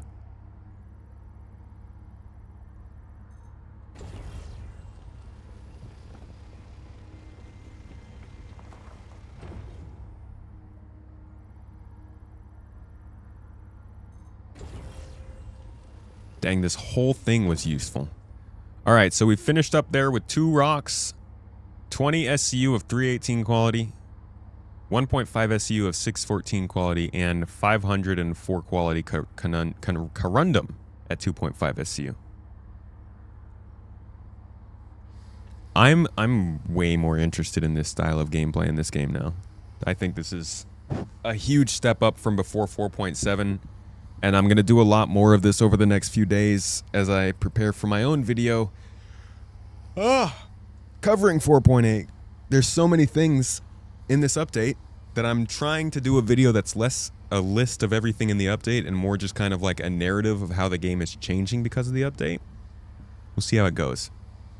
In the meantime, also working on a desk build video, if you're at all interested in how I'm building my desk. And yeah, that's it for the stream today. Hope you guys had fun. Hope you got to hype a little bit. Thank you for talking with me about different ideas for the games, for the ships you guys want to see, for the streamathon in a couple weeks. Good time looking at 4.8, looking at some of that coverage that's coming out regarding Star Citizen. The skill up piece I think was exceptionally interesting. And of course the roadmap roundup. It's also just nice to talk with you guys. Genuinely a great part of the day. Chilling out here and just getting to chat about nerd stuff for a little bit. So thank you. Thanks for being here. Thanks for watching. If you're in the org, again, if you took part in this procurement project we did, thank you so much for doing the mining and turning in the goods. We're going to go and trade that in on Friday. So if you enjoyed today, if you want to keep learning more about how Star Citizen works, how it develops, where the gameplay is headed, I do play the game, but we spend a lot of time just kind of talking about where things are going here. We chat, we kick back, kind of friends, stuff like that. So please join us again on Friday. I'll see you for some more talking and some more gameplay. Oh, God! Ah! Ow! My tit. And then there's that. Y'all hire my wife to shoot me, which it's the most important thing. Appreciate it. Anyways, I hope y'all had a good stream. Like I said, I'll see you on Friday, and then again on Saturday, and then again next Monday, because you can't get rid of me. Much love to you all. Have a wonderful day. Treat yourselves well. You deserve it. Go eat something you love. Do something you love. Cook something you love. Give somebody you love a hug. Enjoy yourselves, and I'll see y'all in another one. I'm going to send you over to another Star Citizen creator who's hopefully doing something pretty fun so that you guys can chill, chat some more, and see what's going on. Have a wonderful day. See you later.